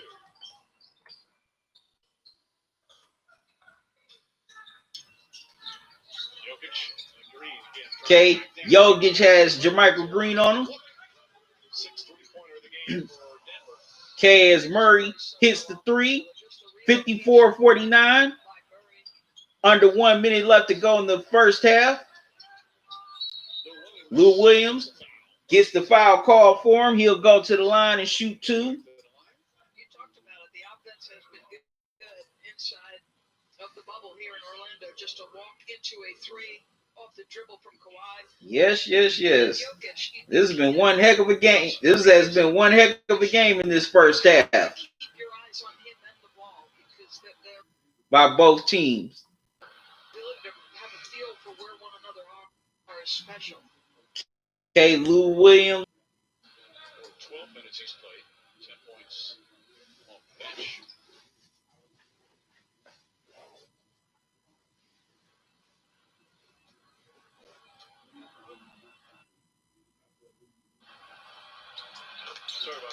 Okay, he splits the pair.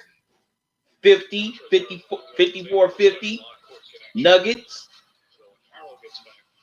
Backer was hoping maybe he plays Friday in the final game against OKC, but he's just not certain yet. Porter, nice feed. Boy, beautiful look. Wow. That's a great look. That's a great feed by Porter to Jokic. 56-50. Nuggets. 41 seconds to go. Lou Williams with the three. Misses. Grant with the rebound. Gets to Jokic. Okay, Murray surveying the floor. Gives it to Porter. Porter with his jumper. Gets it. 58-50. Nuggets. Man, Michael Porter Jr. has definitely had a hell of an NBA restart ever since the bubble began. Okay, Clippers with the ball. Marcus Morris misses the three. Jokic with the rebound, heaves it up, and doesn't get to go as the first half comes to an end. Nuggets lead 58-50. Tall ball. Well, they can go with you with a lot of different lineups. Lots to discuss as the seeding round winds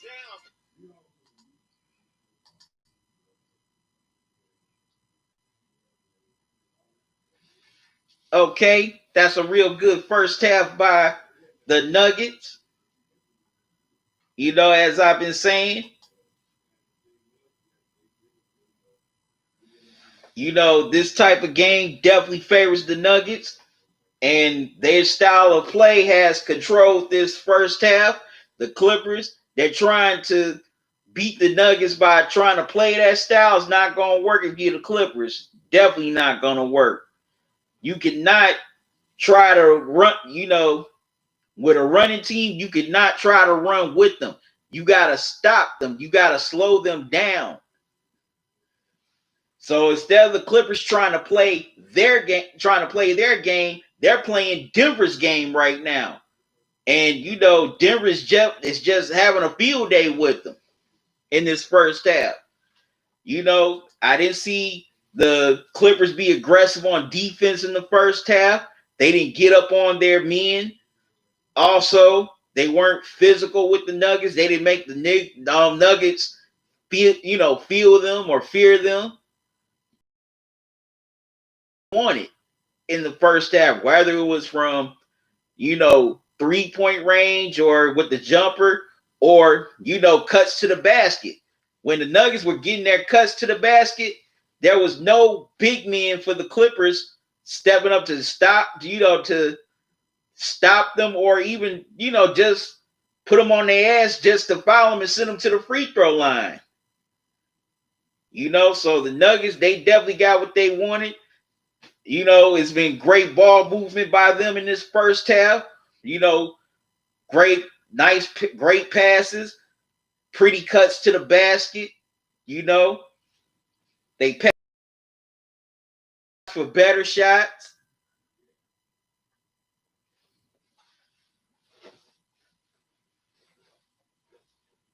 So this is the type of game the Nuggets want. And this is the type of game that the Clippers don't want to play. And that's why the Nuggets have this 8-point lead. And also, the Nuggets have definitely played some pretty good defense in the first half. They've done a good job of containing Kawhi and Paul George. Also, they've been very active with their hands, getting steals, blocks. Also, getting the offensive boards, diving on the floor for the 50-50 balls.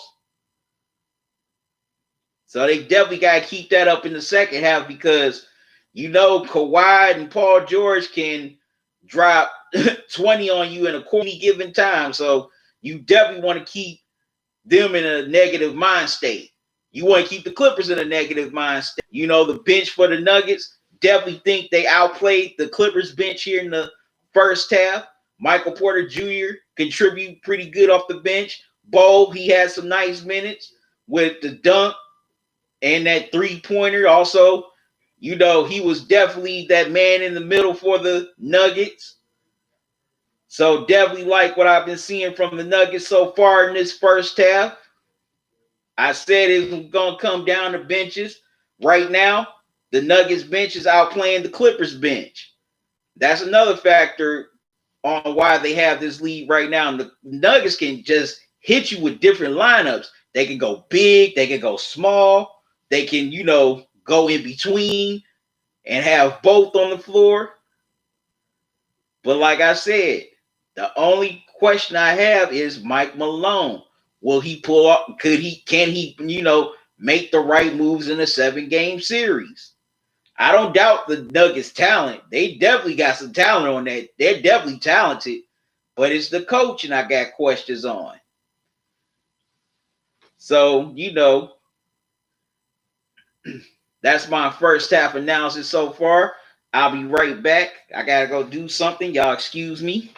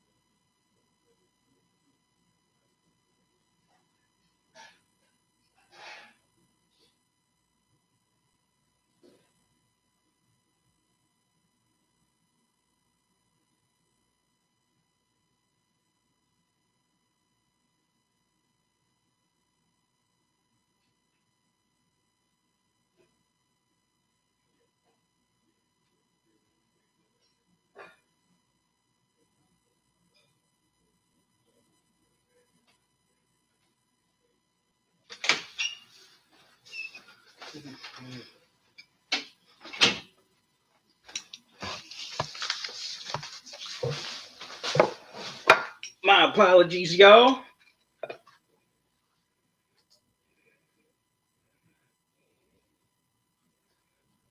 Okay. Third quarter underway. Clippers leading 65-63. Nuggets with the ball.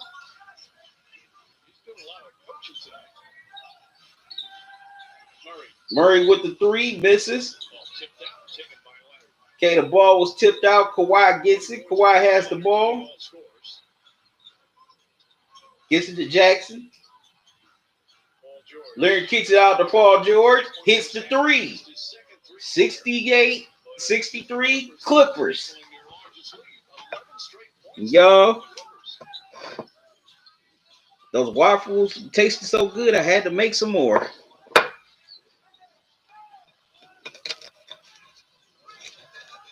Okay, Clippers with the ball.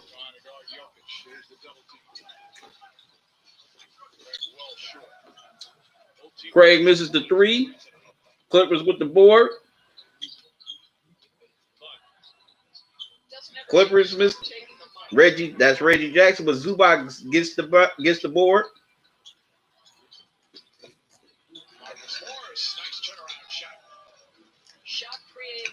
Nice turnaround shot by Marcus Morris. The Clippers go up by 7, 70-63.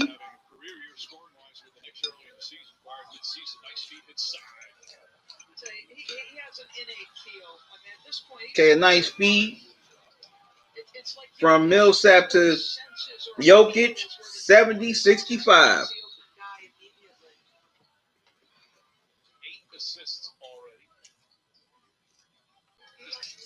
Paul Millsap called for the foul.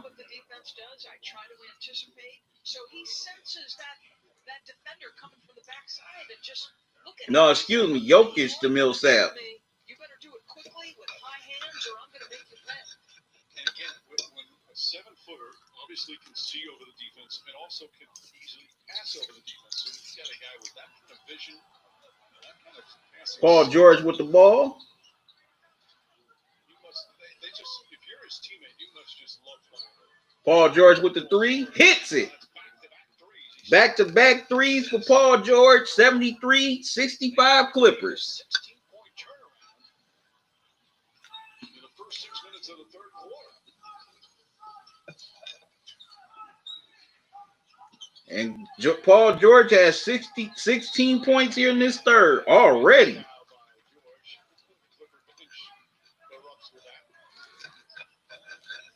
Paul George is called for the foul. Confident with his releases in the first half. Now look at he's just shooting in the gym by himself. And Damian Lillard said this after the 61. I guess you can say whatever you want. He actually said he feels like it's a shooter's gym. These places are shooter's gyms, and the teammates are loving it. Well, a number of guys have said that. Okay, the Clippers get called for another foul. He loves when it's dark. Looks like it's on Paul George again. It's better sight lines. A couple of other guys have joined in to say that Paul George had here in this quarter, excuse me, not 6. Well, he had 16 for the game, but 8 points here in this third quarter. Now we talked to Mike Malone about that. Why these offensive explosions? Paul George will sit down, get a breather. Everyone can shoot. You get a rim, so you got plenty of reps in. So that's one possibility. The other thing he said was, some good waffles. Brought this up to coaches. Craig hits the three. 73-68 Clippers. Lead cut to 5. Kawhi with the ball. Gives it to Zubac. Zubac hits the running layup. 75-68 Clippers. No crowd, so maybe less pressure for those shooting the basketball. Murray with the ball. Gives it to Jokic. Jokic gets it back to Murray.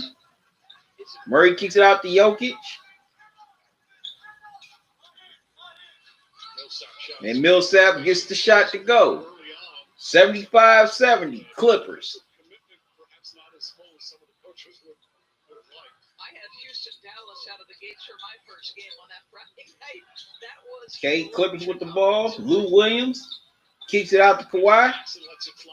No, I mean Reggie Jackson, excuse me. Reggie Jackson misses the 3. Wow.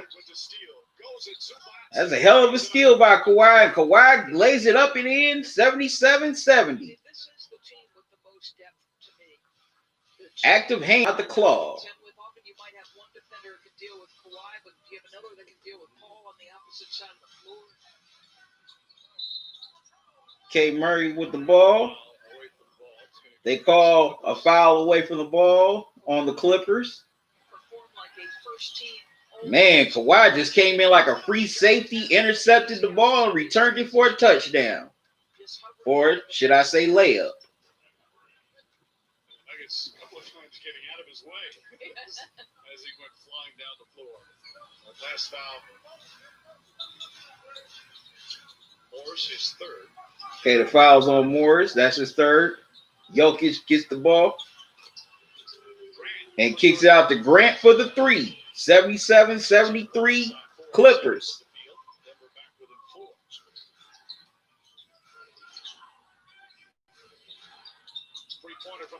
Wow. Reggie Jackson with the 3. 80-73. And the Nuggets call a timeout. Mike Malone wants to talk things over. Here in the third quarter, the Clippers have been the more aggressive team. You know, they've definitely got more aggressive on the defensive end. They're basically limiting the Nuggets to one shot or making them take tough shots.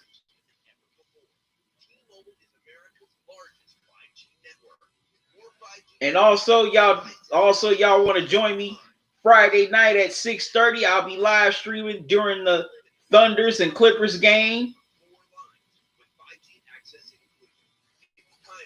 The regular season finale, well, part of the regular season finale.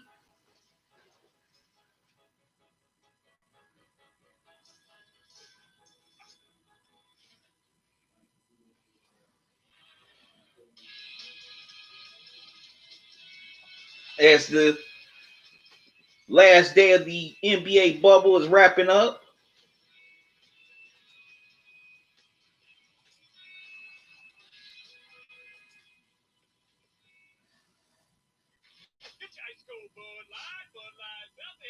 Well, what are y'all thoughts about this game so far?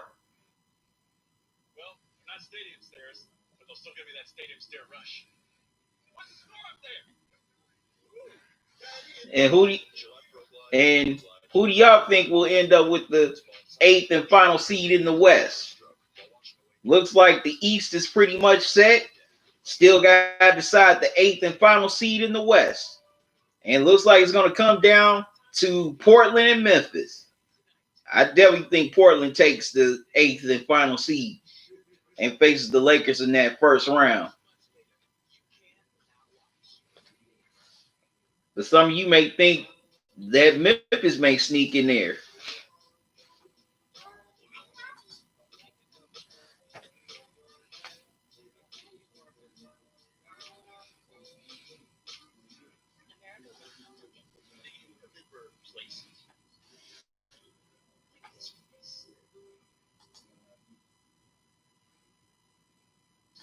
Tonight's interesting moment brought to you by Dos Equis stores. Well, Kawhi Leonard gets to his mid-range game.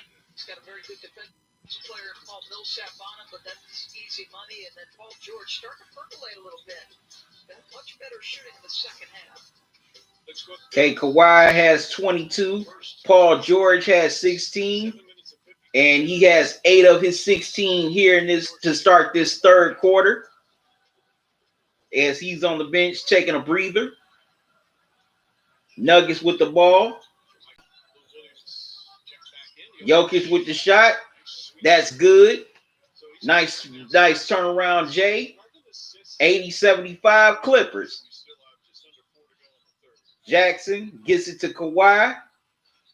Kawhi surveying the floor. Gets it to Zubac. Zubac to Lou Williams.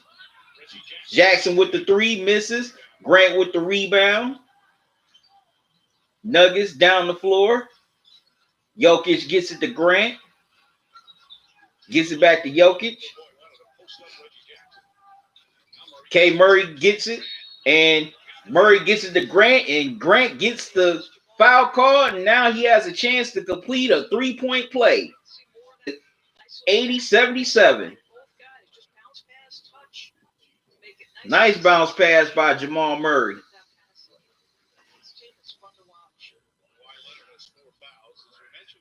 And that's on Kawhi. Kawhi has 4 fouls. Leading the entire all 22 teams in assists per game, 28. They've got 24 already. Malone loves the unselfishness of his team. You know, the other thing he said this week, you come down the As Grant can't complete the 3-point play. It stays a 3-point game at 80-77. Zubac gets it to Lou Williams. Reggie Jackson with the 3, misses. Zubac misses the tip in. Nuggets with the rebound. Whistle and the foul. So Jamal Murray has got good size and strength at the guard position. And you know this, the more diverse you are as a scoring basketball team. This is another dude that's underrated, Jamal Murray. I don't think he gets the props he deserves. Okay, the Clippers are in the penalty, so Grant goes back to the free throw line. He hits the first.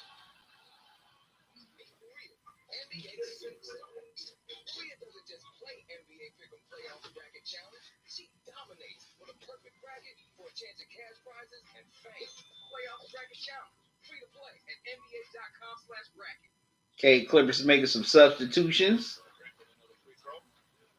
His third NBA team, played with the Sixers for 2.5 years. They picked him in the second round after a couple years at Syracuse. And Grant hits them both. Down to 1. 80-79. With 2:57 left to go in the third quarter. Clippers with the ball. And the foul has been called. Both teams are in the penalty. So the Clippers will be shooting free throws here. And it's on Jeremy Grant. He can get down in the stands and do that. Lou Williams at the free throw line. He hits the first. Between the Trailblazers and Nets in your NBA Pickup Weekly 6 predictions for your shot at $1 million to play free at NBA.com/pickup. Portland wins. They're at the 8th seed. Okay. Lou Williams hits both. 82-79 Clippers with 2:53 left to go in the third. Nuggets with the ball. Jamal Murray surveying the floor. Gives it to Grant. Grant with the three-pointer hits it. And ties the game at 82 apiece. Okay, Lou Williams with the ball. Goes all the way inside. Misses the scoop layup. Nuggets with the rebound. Jokic with the ball. Bringing it up. Gets it to Murray. Okay, and the foul's called on the screen. It's on Patterson. No, it's on Jermichael Green on the push. Excuse me. Both teams are in the penalty. Jokic will shoot 2. And he misses the first. Wow. And this dude's an 82% free throw shooter.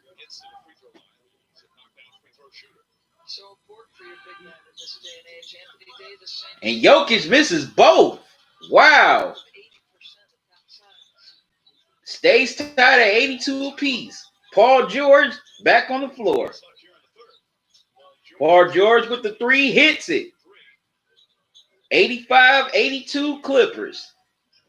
See, you got to hit those free throws. Free throws are crucial. The 2 you didn't get, the Clippers went down and got 3. Okay. Nice pass. Jeremiah Grant with the and 1. Now he's going to try to complete the 3-point play to tie up the game. The foul is on Jermichael Green. Grant completes the 3-point play. We're tied once again at 85 all with 1:53 left to go in the third quarter. Clippers with the ball. Paul George gets it to Jermichael Green. Green gives it back to Paul George. Ball was deflected out of bounds. Clippers will keep it. And Jeremy Grant has had a nice game here tonight.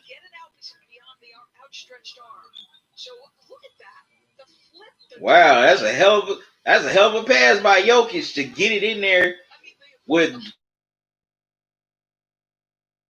Green field. Wow, bad pass by the Clippers. And Denver gets the steal.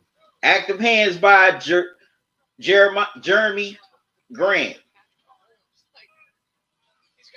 Nice hands by Grant on the steal.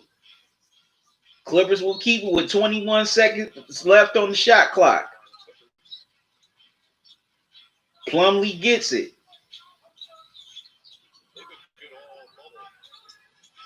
Gets it to Jokic. Okay. Dozier gets the putback. 87-85 Clippers. Paul George with the ball. Gives it to Lou Williams. Lou Williams with a jab step. Kicks it out to Green. Lou Williams in the corner with the corner jumper, tied at 87 apiece. 59 seconds to go in the third quarter. Gives it to Jokic. Jokic in the post. They're tilting the floor towards him again. Gives it out to Morris and hits the 3. The Nuggets lead 90-87 with 46 seconds to go.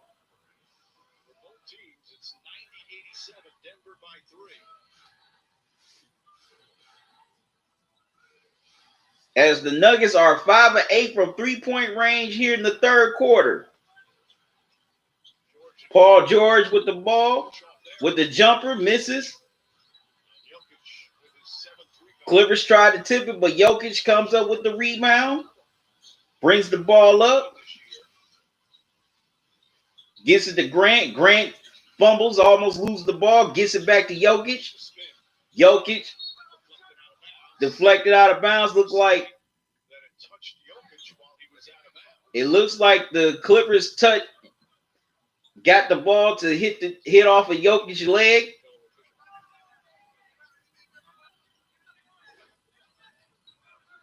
It looks like it's gonna be Nuggets ball unless it's gonna be a challenge to see whether the ball went off of Jokic.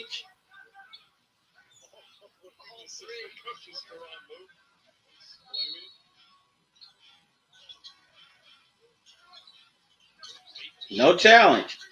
Wow. Paul George with the steal on the inbounds. Lou Williams with the 3. Wow, rattles it in. Tied at 90 apiece. Lou Williams with 18 off the bench. Wow, Grant goes all the way to the hole and throws it down. And we will end it here in the third quarter. The Nuggets lead 92-90. As it's been a back and forth seesaw of a third quarter. You know, the Clippers, they went on their run, led by as many as 7-8 points, but the Nuggets come back fighting with a little run of their own, and now they lead by 2 heading into the fourth quarter. You know, the Clippers, they still have not found a way to contain the Nuggets dribble penetration. They're still getting a lot of easy cuts to the basket, a lot of easy layups. They got to slow down that transition, especially here in the fourth quarter if they want to win this game.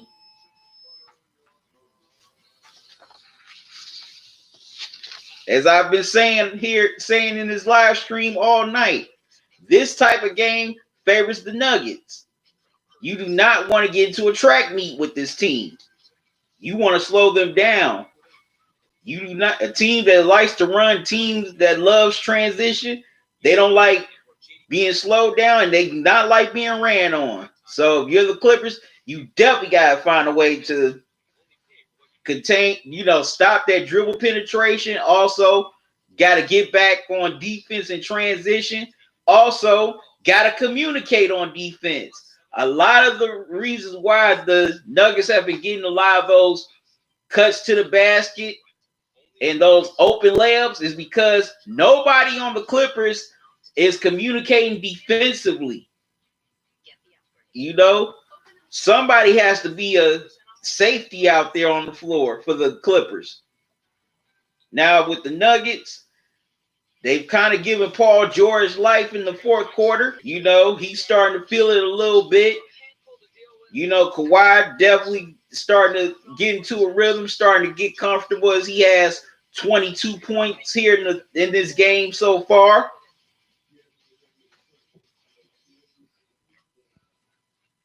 Also, the Clippers bench is starting to get a little bit of life. Lou Williams, he has 18 points off the bench already here in this game. So definitely got to contain Paul George and Kawhi here in the fourth quarter. Also, definitely got to start containing that Clippers bench. Definitely got to cool down Mr. Lou Williams here, because that man can put, 20 points on you with the quickness in a game. Also, Denver definitely has to get into their offense a little quicker. I noticed that they've been a little bit indecisive on offense in the third quarter. So they definitely got to get into those quick offensive sets like they've been doing most of the game. They got to get back to that. So we about to start the fourth quarter. Let's hear what Mike Malone, coach of the Denver Nuggets, has to say. Third quarter, including that emphatic dunk at the end of the third. What's working for him? Jeremy's energy off the bench. He's playing with an attack mindset. He's making threes. And on the defensive end, Okay, the Clippers outscored Denver 40-34 in the third quarter. Nuggets started the fourth quarter with the ball. They gave up 40 points that quarter on 62%. Like how we closed the quarter, but we have to get our defense back to win this game. Now, you've said that at this point, it's about getting the work in, but also managing the workload. How much of your starters are... Okay, Nuggets missed the shot to start the fourth quarter. Nicole, especially, they're in the mid-20s. I think I ran Nicole that whole quarter. So Paul George with the ball. Gets inside. Doesn't get the layup to go, but he'll head to the free throw line. Thank you, Coach. I appreciate it. Mike, that's you. Okay, Lisa, every coach... That's on Porter. Except the ones that are obviously fighting for that 8th and 9th spot. Same scenario. They want to get the rhythm going. They want to get guys in proper condition, but balancing it between the injuries. I thought Brad Stevens said, I love the way he put it. He said, yeah, Wow, Paul George misses the first free throw. Competitive equity going into the As Murray's sitting on the bench. Got to find that balance somehow, and it's not easy, especially with these two teams, guys in and out of the lineup because of other reasons. So Nick Nurse was talking about the same thing, how much he was playing his... Paul George splits the pair, 92-91. Nuggets by 1. 8 games to get prepared for what we know is... And with the ball. It's not easy. Just want to make one point about Jeremy Grant with what Coach said. Okay, they get inside to Plumlee. Plumlee throws the hammer down, 94-91, Nuggets. Grant can consistently get to this level, that would also change the calculus. No doubt. Wow. Paul George with the slam. 94-93 Clippers. 1 point game again. Nuggets bringing the ball up. The injuries, Will Barton being out. More opportunities have opened for players here for the Nuggets. Barton, Harris. Okay, Morris gets it inside to Plumlee. Plumlee puts it on the floor. Porter. Plumlee gets it to Porter. Porter misses the jumper. Clippers with the rebound. 11 points. George, speed, deflected. Wow, Paul George tries to get it inside, but the Nuggets deflect and steal the ball. A good, solid defensive player. Malone says he's improving. He comes up short there. Grant misses. Okay. Okay, the Nuggets missed the shot. Grant tries to gets the offensive rebound. He could hit the shot. Clippers with the ball. Wow. Lou Williams goes all the way inside for the layup. The Clippers go back up 95-94. And Mike Malone wants to talk things over. Entertaining game. Clippers up 1. Which I can see why. No way you let a man come all the way from the perimeter and score inside on a layup. No. That's something you definitely don't do. So the Clippers come back and take a 1 point lead here in the early going in the fourth quarter. I want to know your thoughts on this game so far.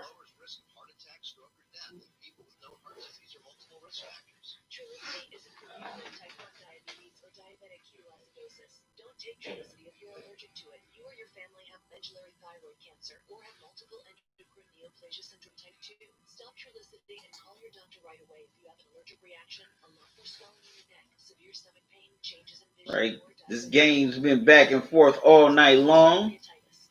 You got two great teams going at it. Side effects include nausea, diarrhea, vomiting, belly pain, and decreased appetite, which lead to dehydration and may worsen kidney problems. Both with the top 3 records in the West. Learn more at Trulicity.com.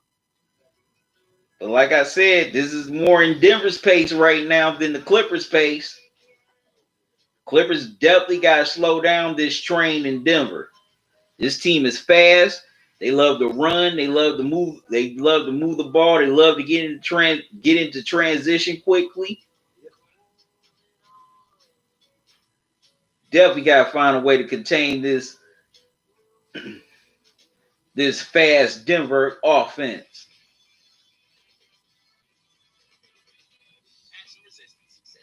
With Jokic, they have to tilt the floor towards him more in this fourth quarter to make and dare other guys to beat them. Because Jokic can definitely break you down one-on-one by himself in the post. Also, he has that shot.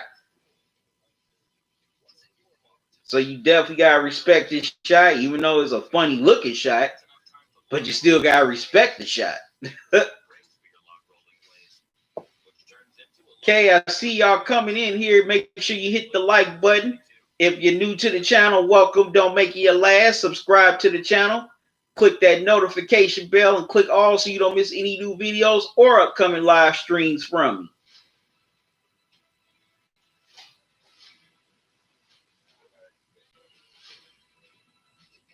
Next live stream, I'll be back Friday at 6:30 for the Thunder Clippers game as a part of the season finale, the final day of the regular season.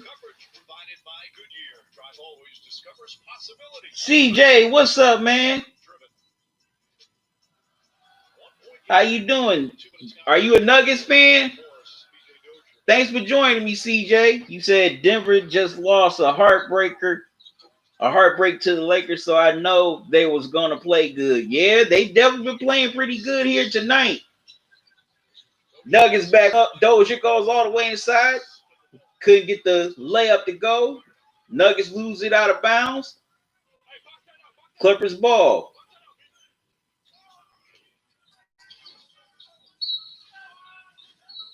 But CJB, thanks for joining me once again, man. Glad you decided to stop by here on this evening. Clippers with the ball. Get the three. Got it. 98-94 Clippers.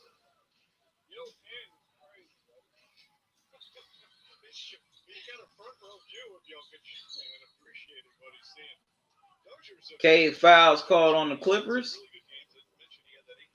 Looks like it's on Green. This is his third year in the league.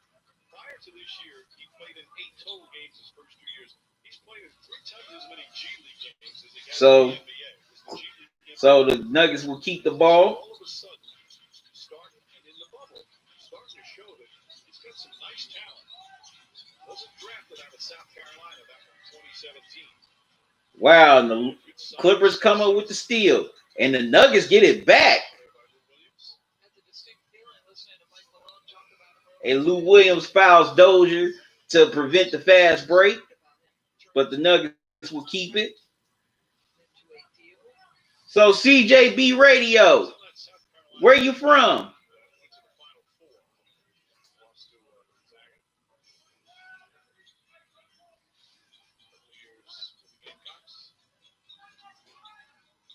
Okay, they get it into Plumlee.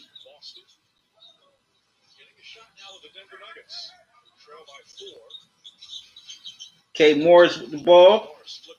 Flips it up, misses. Clippers with the rebound. Coming down the floor. Jermichael Green was head full of steam. Ball deflected out of bounds. Clippers will keep it with 19 seconds left to go on the shot clock.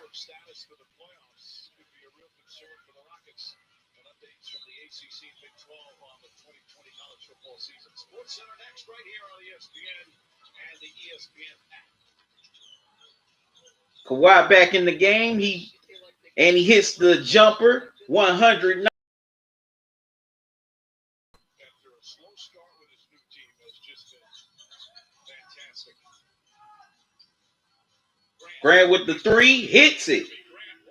197. Denver back within 3. Man, Grant has had a hell of a game here tonight. Wow. Pretty move to the basket. 102-97 Clippers.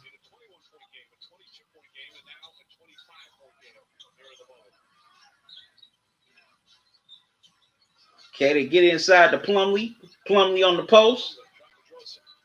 Try to draw some contact to no avail. Clippers with the rebound. Leonard with the ball. Plumlee almost got it out of his hands. Lou Williams with the three. Misses. Grant with the rebound. You definitely don't want to leave Lou Williams open.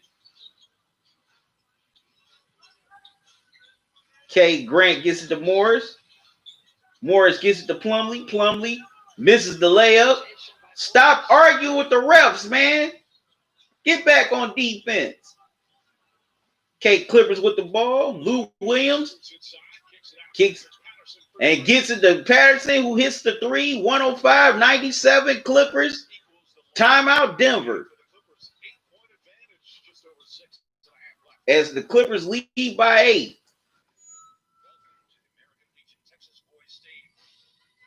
Nicholas, what's up? Okay, CJB, you from Richmond? Okay, you from Richmond, Virginia. All right.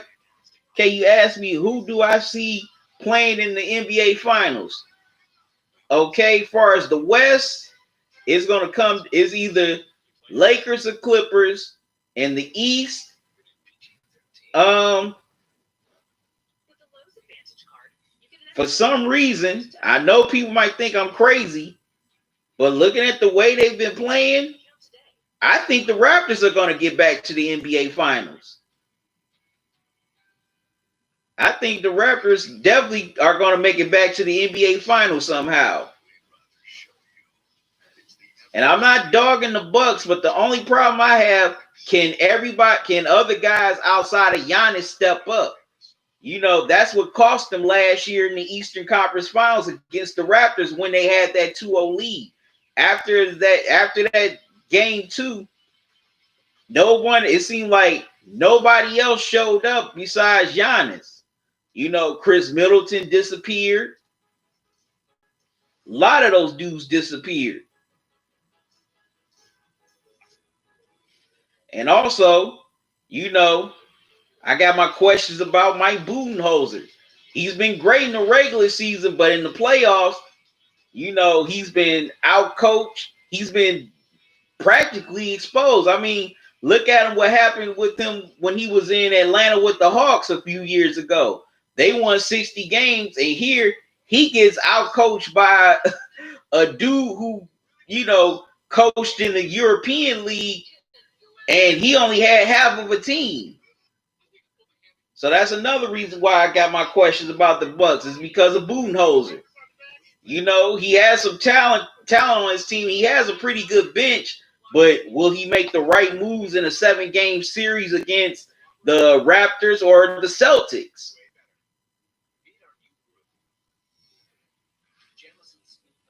But CJB, who do you see in the finals?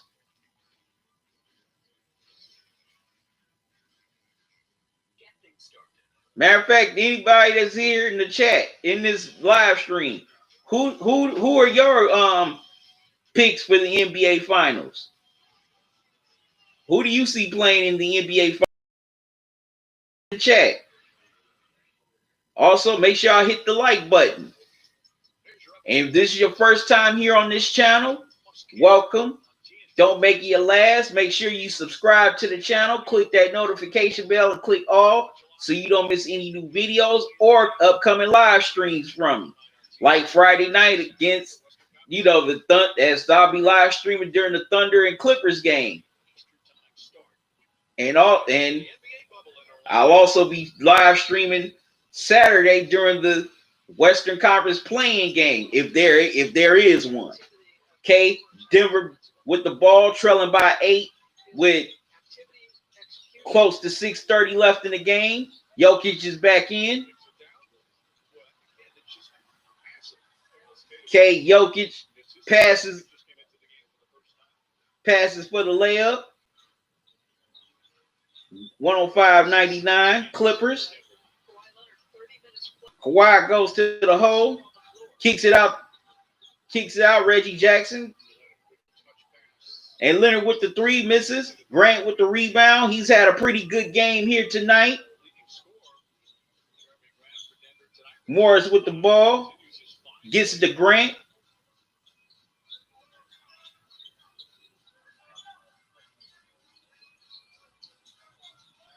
Grant gets it to Dozier. Dozier gets it to Plumlee. Wow, Grant can't get the shot to go as the shot clock expired. Clippers with the rebound.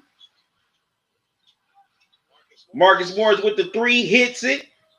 108-99 Clippers.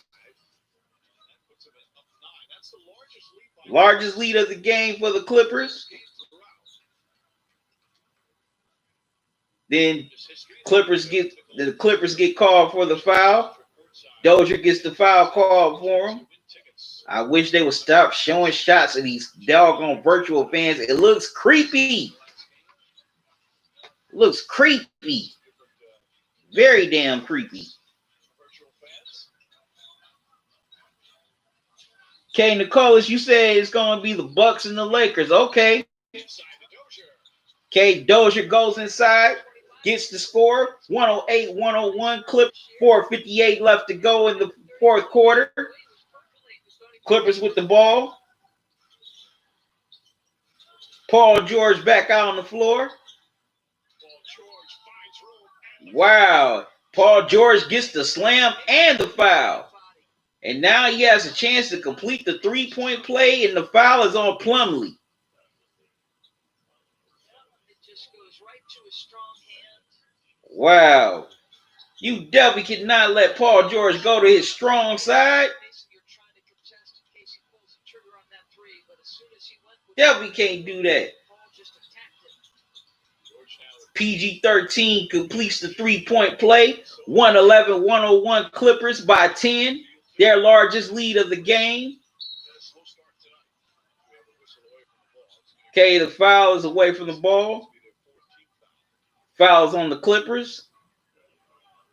Second, and Paul George has 17 points here in the second half.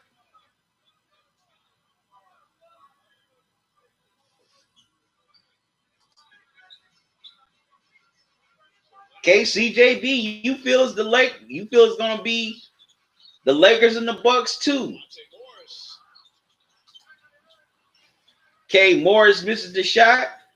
Clippers come up with the rebound. With 4:26 left to go in the game, leading by 10.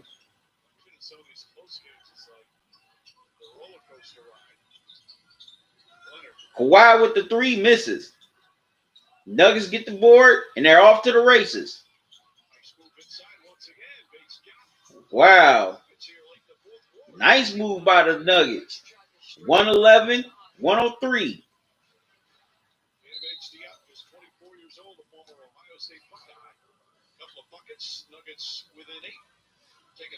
Okay, timeout. Clippers. Doc does not like what he's seeing, as his team is only leading by 8. Okay, fellas, why do y'all feel it's going to be the Bucks and the Lakers in the NBA Finals? Yes, CJB said, but the Raptors is a team to look out for. I've been telling a lot of people that. A lot of people do not think the Raptors cannot give anybody a run for their money. Yes, they can. They are not to be slept on. Definitely can't sleep on the Raptors. I mean, come on. They're battle tested. They got that championship pedigree, that championship experience. And also, they got a pretty good system, and they got one hell of a coach in Nick Nurse, and who I think is underrated. I don't think Nick Nurse gets the credit he deserves. In my opinion, he should definitely be a top 5 coach of the year candidate. He's done a great job with this Raptors team, and he had them playing very good before the NBA shut down. He's definitely had them playing good here in this NBA bubble. Well, no, playing great in this NBA bubble. My mistake. Okay, I'm seeing y'all coming into the live stream. Make sure you hit that like button. Also, I want to know your thoughts on this game tonight, or on the NBA in general. Like, who do you see, playing the NBA Finals at the end of September? Okay, out of the timeout, the Clippers get a score to bump it back up to 10 at 113-103. Nuggets with the ball. 3:38 left to go in the game. Clippers get the steal. Kawhi all the way to the hole. Gets fouled, but he will shoot two.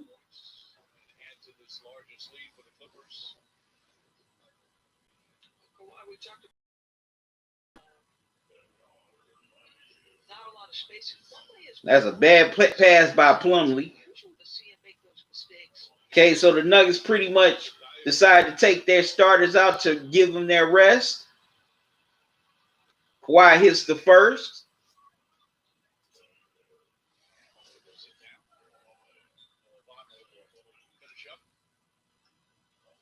Okay, you say sure they can't. CJB, you said sure they can. They got bigs and they can shoot threes. That's true.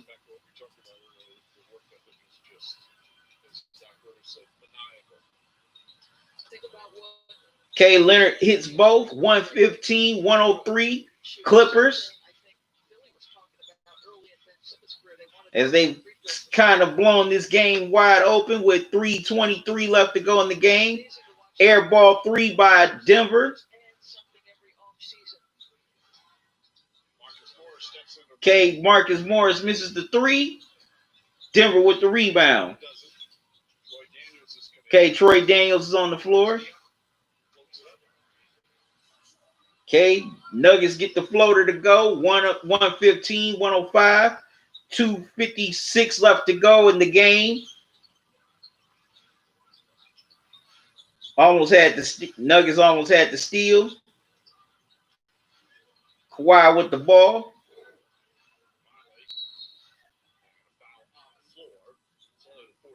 Okay, foul is called on the Nuggets. So the Clippers have to take it out of bounds. So CJB, you feel that the Bucks can get there because, well, yeah, Bucks definitely got some length. But the problem is, it's like they don't use it right. Okay, Paul George got it into Patterson, but the three ball rattles in and out. Clippers with another steal.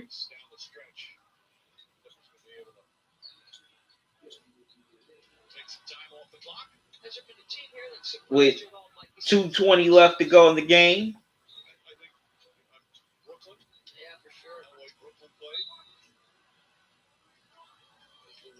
Okay, Lou Williams gets the foul on him, and he'll shoot two on this timeout.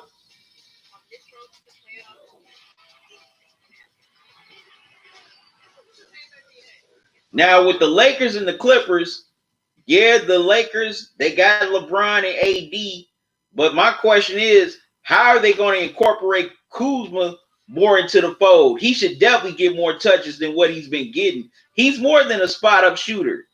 You know, he can shoot, but he also can go to the hole. You know, he's a pretty good passer. And another thing, their bench. Definitely got questions about the Lakers bench. You know, who can they go to off that bench that can, score big for them in a playoff game? Can at least get them, I don't know, between 10 to 15 points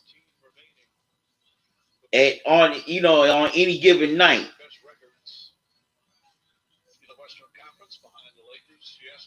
What's up, Intelligent Psycho? How you doing? Yeah, the Clippers and Nuggets game is still on, but it's about to end. It's a little under 2 minutes left to go in the game. But still, thanks for joining me. How you doing? KCJB, you said Raptors has a tough road to go. They're going to have to beat the Sixers or Boston, and the Bucks got to beat Miami or Indiana. Yeah, both of those teams definitely going to have a rough go, especially in the first and second rounds. Especially in the second round, they definitely going to have a rough go. You know, the Bucks, they're going to have to play the winner of the Heat and Pacers series. That's going to be a fun matchup. You know, Jimmy Butler and Oladipo going at it, and then the Raptors. You know, they got to get, well, I think the Raptors will do good against the, well, no, excuse me. I think the Celtics will definitely get through the 76ers. I mean, they so, you know, they got their share, you know, Ben Simmons being out, that's a big blow to them. And also, who else can they go to besides Embiid and Horford for offense? But, you know, for the Raptors, definitely, you know, once it's the Raptors and the Celtics, that's gonna be a barn burner, boy. You know, Siakam, Lowry, Jaylen Brown, Tatum. Okay, and the Clippers lead 118-106. Clippers get called for the travel.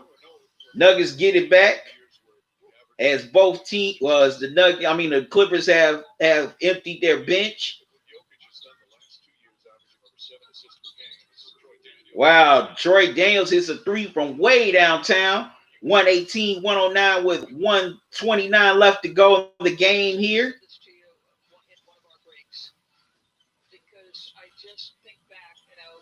Yeah, the Lakers got to get by Portland if they match up in that first round, because you know Damian Lillard, he's been balling these last few games. Oh yeah, that's right, CJB. And B could be out. So I definitely think the Celtics could handle Philly easily in that first round. Okay, 50 seconds left to go in the game. Clippers looks like they're on their way to a win. 118-109. Okay, another three by the Clippers. 129-109. 35 seconds left in the game. They are definitely well on their way to a win. Dozier hits a jumper. 121-111. The Clippers here in the fourth quarter definitely did a pretty good job of cutting down the Nuggets' dribble penetration. Definitely slowed them down offensively.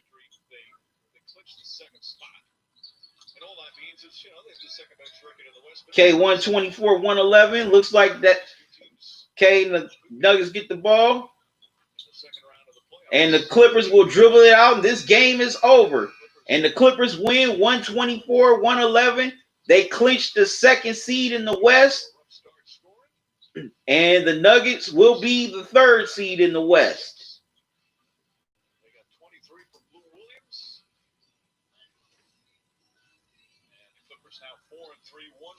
Cycle, you said you doing good. That's good to hear. You said the Clippers not looking great in the bubble. Well, in some ways it's not their fault, because I mean, all season long, long before the NBA shut down intelligence cycle, they had to go through a lot of different starting lineups.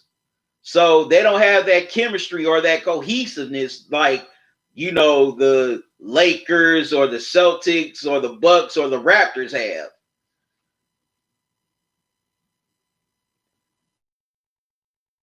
This is their first time in a long time playing with their original starting lineup due to the injury, due to resting Kawhi. Paul George had his injury. So, of course, they're not looking good in this bubble, but the Lakers ain't been looking good in the bubble either. I mean, they had to fight like hell just to beat Denver.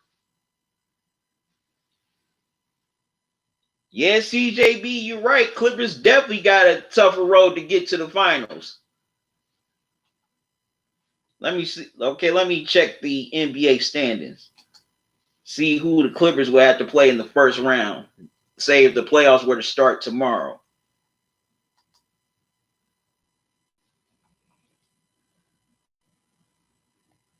Okay, give me a second. Okay, so the Clippers will have to Yeah, so yeah, they definitely will have a tough going in these playoffs. In the first round, they will have to play the Mavericks. You know, they definitely ain't gonna be no joke with Luka and Porzingis. Then second round, gotta play the Nuggets. Then gotta play the Lakers in the Western Conference Finals. You're right, CJB. The Clippers definitely got a tough road to get to the finals.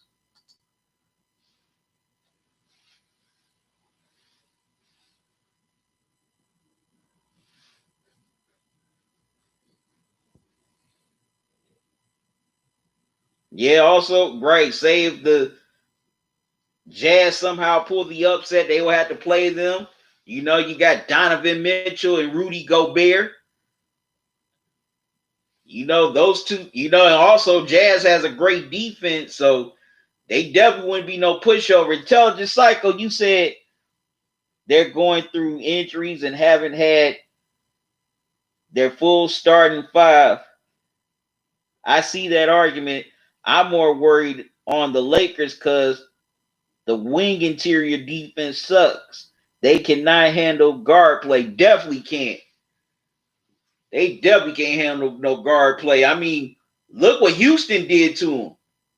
Harden abused that Lakers defense by himself with no Westbrook.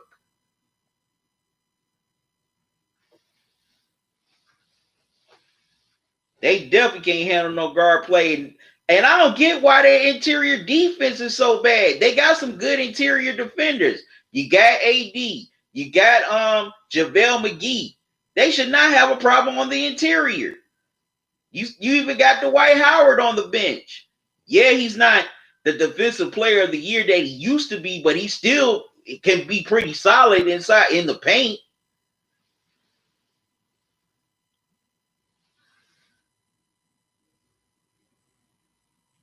Yeah, CJB, they can't shoot threes well consistently. Consistent. And that's another thing. You got some good three-point shooters on this team. You got Danny Green. You got Kuzma's a good three-point shooter. I mean, you even got you signed J.R. Smith, who's a good three-point shooter.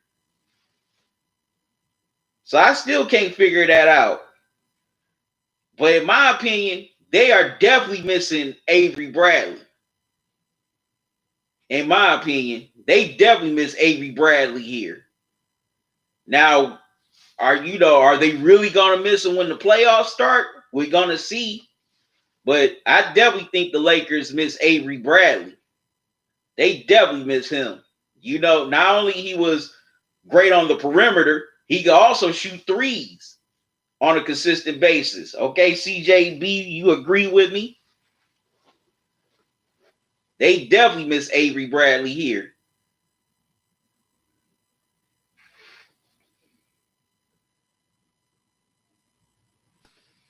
K. Nicholas, thank you, man.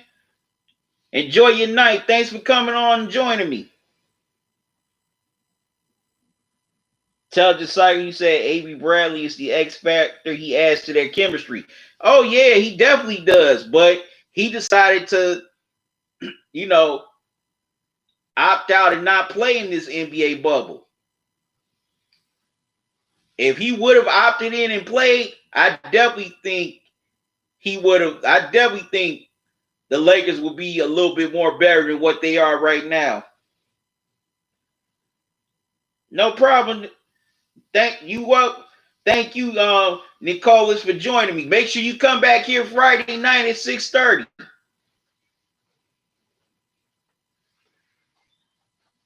But yeah, the Lakers definitely, and also their offense.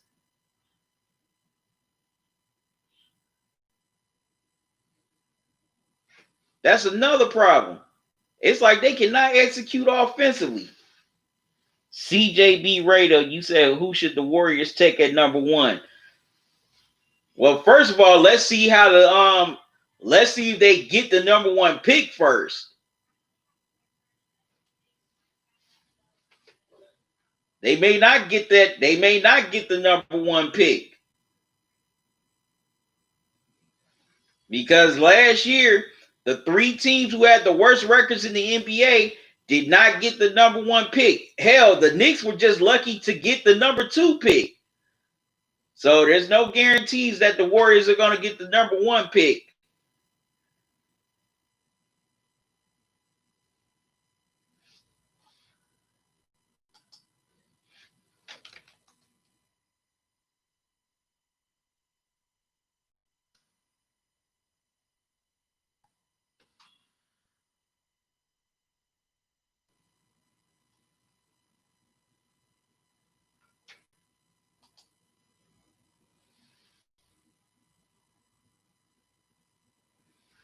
CJB, how can they have the number 1 pick and they haven't even done the draft lottery yet?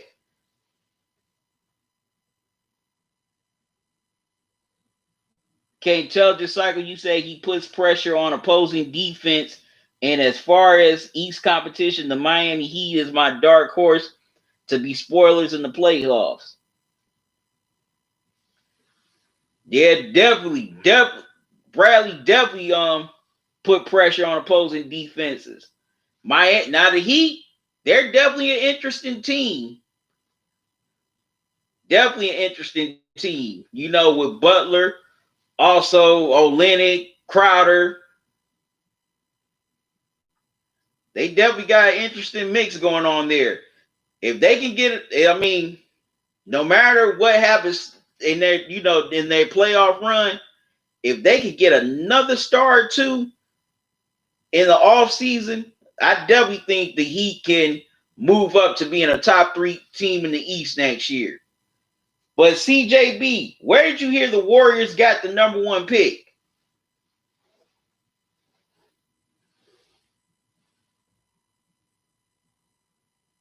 Where did you hear it, CJB? Where did you hear the Warriors got the number 1 pick, man?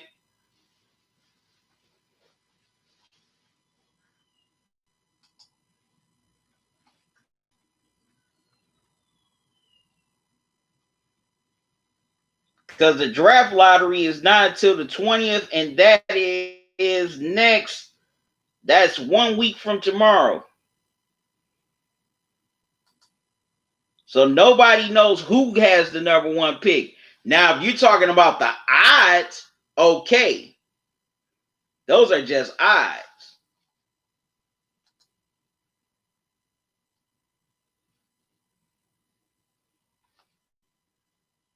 Now, if you say, okay, right now they have the most odds to get the pick, that's different. But right now, nobody knows who has what pick.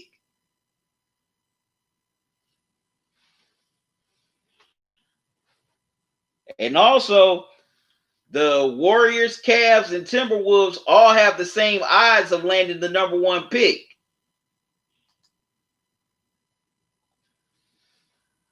Okay, tell the cycle. You said Raptors after that anemic performance against the Celtics, poor transition defense on the 3. Celtics had their way. I believe that'll hurt the Raptors. Plus, they don't have superstar grinding player. Yeah, that is one thing you can exploit. Well, any team that faces the Raptors can exploit that they're weak in on defense in the transition game.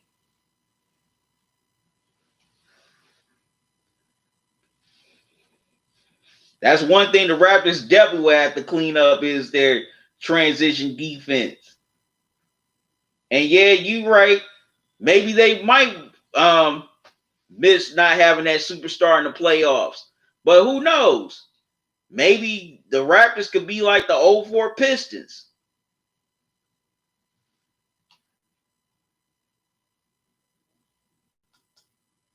You just never know.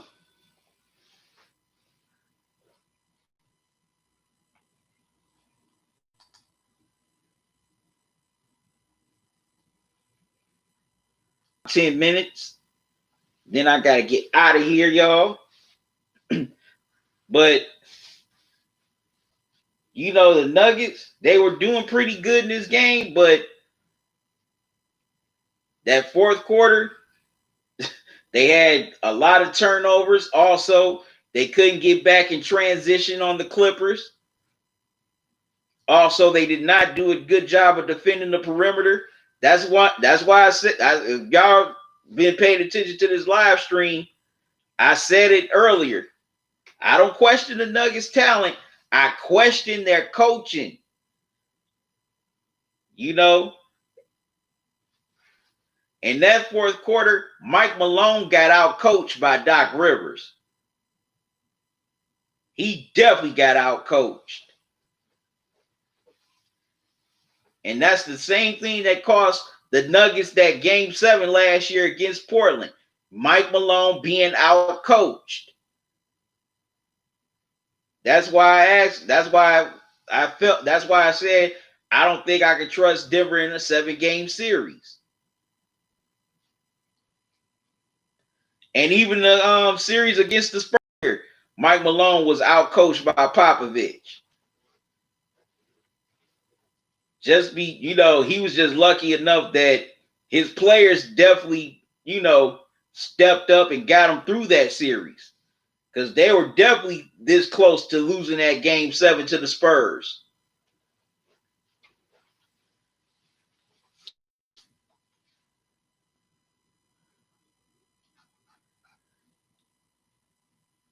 But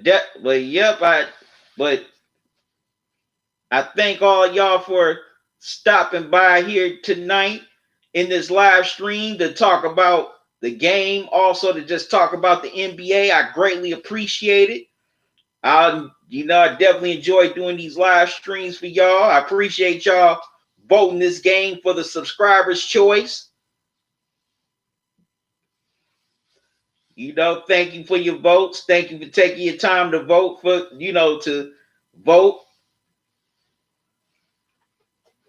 But the Clippers, they don't have, the only thing that can hold them back is lack of continuity, because all year long they've been playing different lineups due to the fact, giving load management for Kawhi, Paul George being out with injury.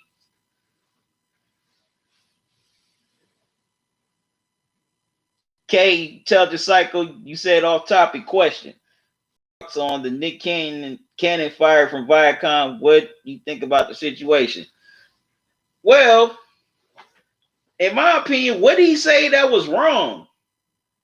There are a lot of people out there, especially a lot of famous people of other groups, who said worse things about Jewish people, and nothing ever hardly happens to them. So why did so I still don't understand why they went so hard in getting Nick Cannon fired. And now, I just heard that he's suing Viacom to get the rights to, get full ownership of Wild 'N Out. Good luck, but it's gonna be a hard fought case. Because Viacom, MTV have owned that show for the last Wild 'N Out came on in 05, 15 years. So they definitely not gonna let that go without a fight. All the money they've made off of it. But yeah, that was just jacked up. I don't think they shouldn't have did Nick like that. Like I said, what did he say was so offensive? But Nick shouldn't have fell on his sword either, in my opinion. He definitely shouldn't have fell on his sword. And, making it extra. Like, come on, Nick. We wasn't trying, Nick. We was riding with you, man. All you had, and you ain't got to be, he ain't had to be extra with the whole apology tour. Just apologize, move on. But yeah, that's my thoughts on the Nick Cannon situation. Definitely shouldn't have been fired from Viacom, or if they were going, or lost my train of thought for a second, or if they were going to do, if you know, they were gonna fire Nick. Nick should have just said, "Well, give me my rights back."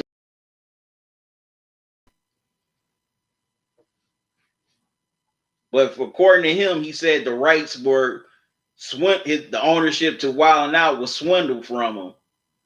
So I hope he could definitely get it back. But Nick should have just definitely should have either stood his ground or just apologized one time and that's it. But anyways, y'all, I got to get out of here. I thank y'all for joining me here on this live stream. I always appreciate y'all, you know, coming into the live stream,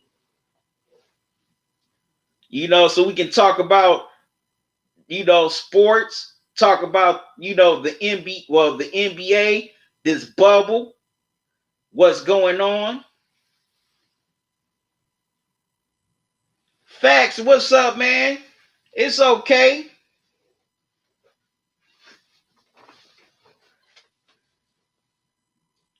That's all right, Facts. My next stream is gonna be Friday at 6:30 for the Thunder and Clippers game. And also, and you know, before you came on, we were talking about your Lakers. You know, looking at the Lakers, some of their problems is from my perspective, they can't guard the interior. And they have some good guys in the, you know, who can guard the paint. All right. All right, Intelligent Cycle. Peace out to you too.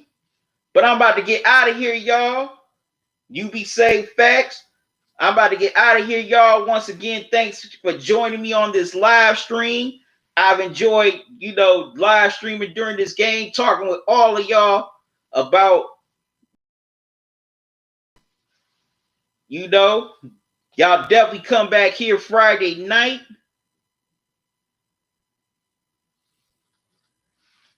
Definitely come back. You be safe. Thanks. Thanks, Facts. Y'all come back Friday night as I will be live streaming at 6:30 during the Thunder and Clippers game as the NBA season will wrap up in the bubble. Thanks once again. Till then, y'all have a good one. Love y'all to life. QC out.